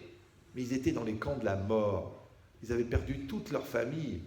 Ouais, brûlés. Et ils ne se plaignaient pas. Pourquoi? Parce qu'ils avaient pris à cœur que ce qu'Hachem leur envoie, c'est ce qu'il leur envoie. Tu dis, j'ai envie de réfléchir. Tu vas réfléchir, tu vas devenir fou. Ils n'ont pas réfléchi. Et bien, au Hachem, ils sont installés, ils ont remarié, ils ont refait des enfants, ils ont eu des familles de milliers. Parce que les chassidim, chaque enfant, il a 10. Donc imagine maintenant, au bout de 50 ans, combien ils ont d'enfants dans la famille. Ouais. Alors tu dis, alors ils ont perdu 10 dans les camps, et maintenant, il faut un mariage, il y a 1000 places, il n'y a que la famille, ils ne peuvent même pas prendre des invités. Alors, tu vois, il y a la bracha. Pourquoi? Parce qu'ils ont pris à cœur. Ils ont accepté Benef Shalem Besimcha. La porte de la bracha s'est ouverte. On souhaite, Bezrat Hashem, que nous tous, nous soyons capables de prendre à cœur et de faire les choses exactement comme Hashem les attend de nous, et qu'on soit tous, Bezrat Hashem, là pour accueillir Mashiach dans la Simcha. Alors, le cours est dédié, les Nishmat, ils vont tous partir. De Mimoud Ben Zora Rouaillon, il faut dire Amen. De Zahri Bat Aisha Rouaillon, Meir Ben Rachel Barouk, et Shalom Chai Ben Léa. Il y a quelqu'un qui m'a dit Raphaël Ben Aïcha. Ben Aïcha. Et ça, c'est quoi, aussi pour Messaoud, Eliaou, Abselem Ben Sultana, c'est les Nishmat, hein? Oui, c'est les Nishmat. Et pour Alice Bat Sulika, et pour Camille Kamuna, Nissa Khuto, Dia Bat Esther, Amen. et pour Chaim Ben Saada, et je rajoute mon père Avram Shimon Ben Simcha, et Léo Ben Aïcha, et Yitzhak Ben Aïcha. Amen. Amen. Et Yaakov Ben Rachel, les gens décédés. Amen. Pour Yaakov Ben Rachel. Et toutes les personnes auxquelles vous pensez. Et à Mavdil Ben Chaim Numeti, on va demander aussi que le cours soit dédié pour la réfoua shelema de tous les malades d'Israël. Maintenant, je vais vous citer que des gens graves. Donc, ouais, il faut faire un bon Amen. Pour le Rav Chaim Zvi Ben Sarah. Amen. Pour Rav Moshe Ben Raizel. Amen. Pour Chaya Bat Miriam. Amen. Pour Dina Bat Esther. Amen. Raphaël. Dan. Raphaël Gaon. Mahlouf Ben Fani Mazal. Amen. Mordechai Ben Chamissa. Dvorah Bat Chamissa. Les gens qui ont été blessés là-bas dans les attentats. Qu'Hachem leur envoie tous une réfoua shelema, plus tous ceux auxquels vous n'avez pas pensé, que vous allez penser juste après. Amen. Je rappelle pour les jeunes que le 9 janvier, donc mercredi soir, je vais donner une conférence gratuite au Salon Roche. Vous êtes cordialement invités. Et aussi que c'est tout. Voilà. Ah, il y a une application iPhone Rav Ben Chetri pour les gens qui veulent. Personne d'autre? Ah oui, n'oubliez pas qu'il y a des brachot à faire. Prenez le nom. Et allez-y, vous faites les brachot en pensant à l'élévation des neshamot, des tzadikim qui vont être cités. Chazak Omaro. À bientôt, Kol HaKavod. Moi je dois partir parce que demain matin je me lève très tôt. Je vous embrasse tous, merci d'être venus.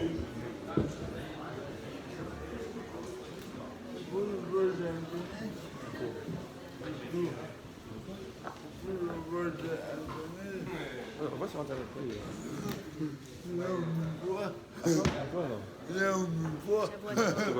dire que Meir il va beaucoup mieux.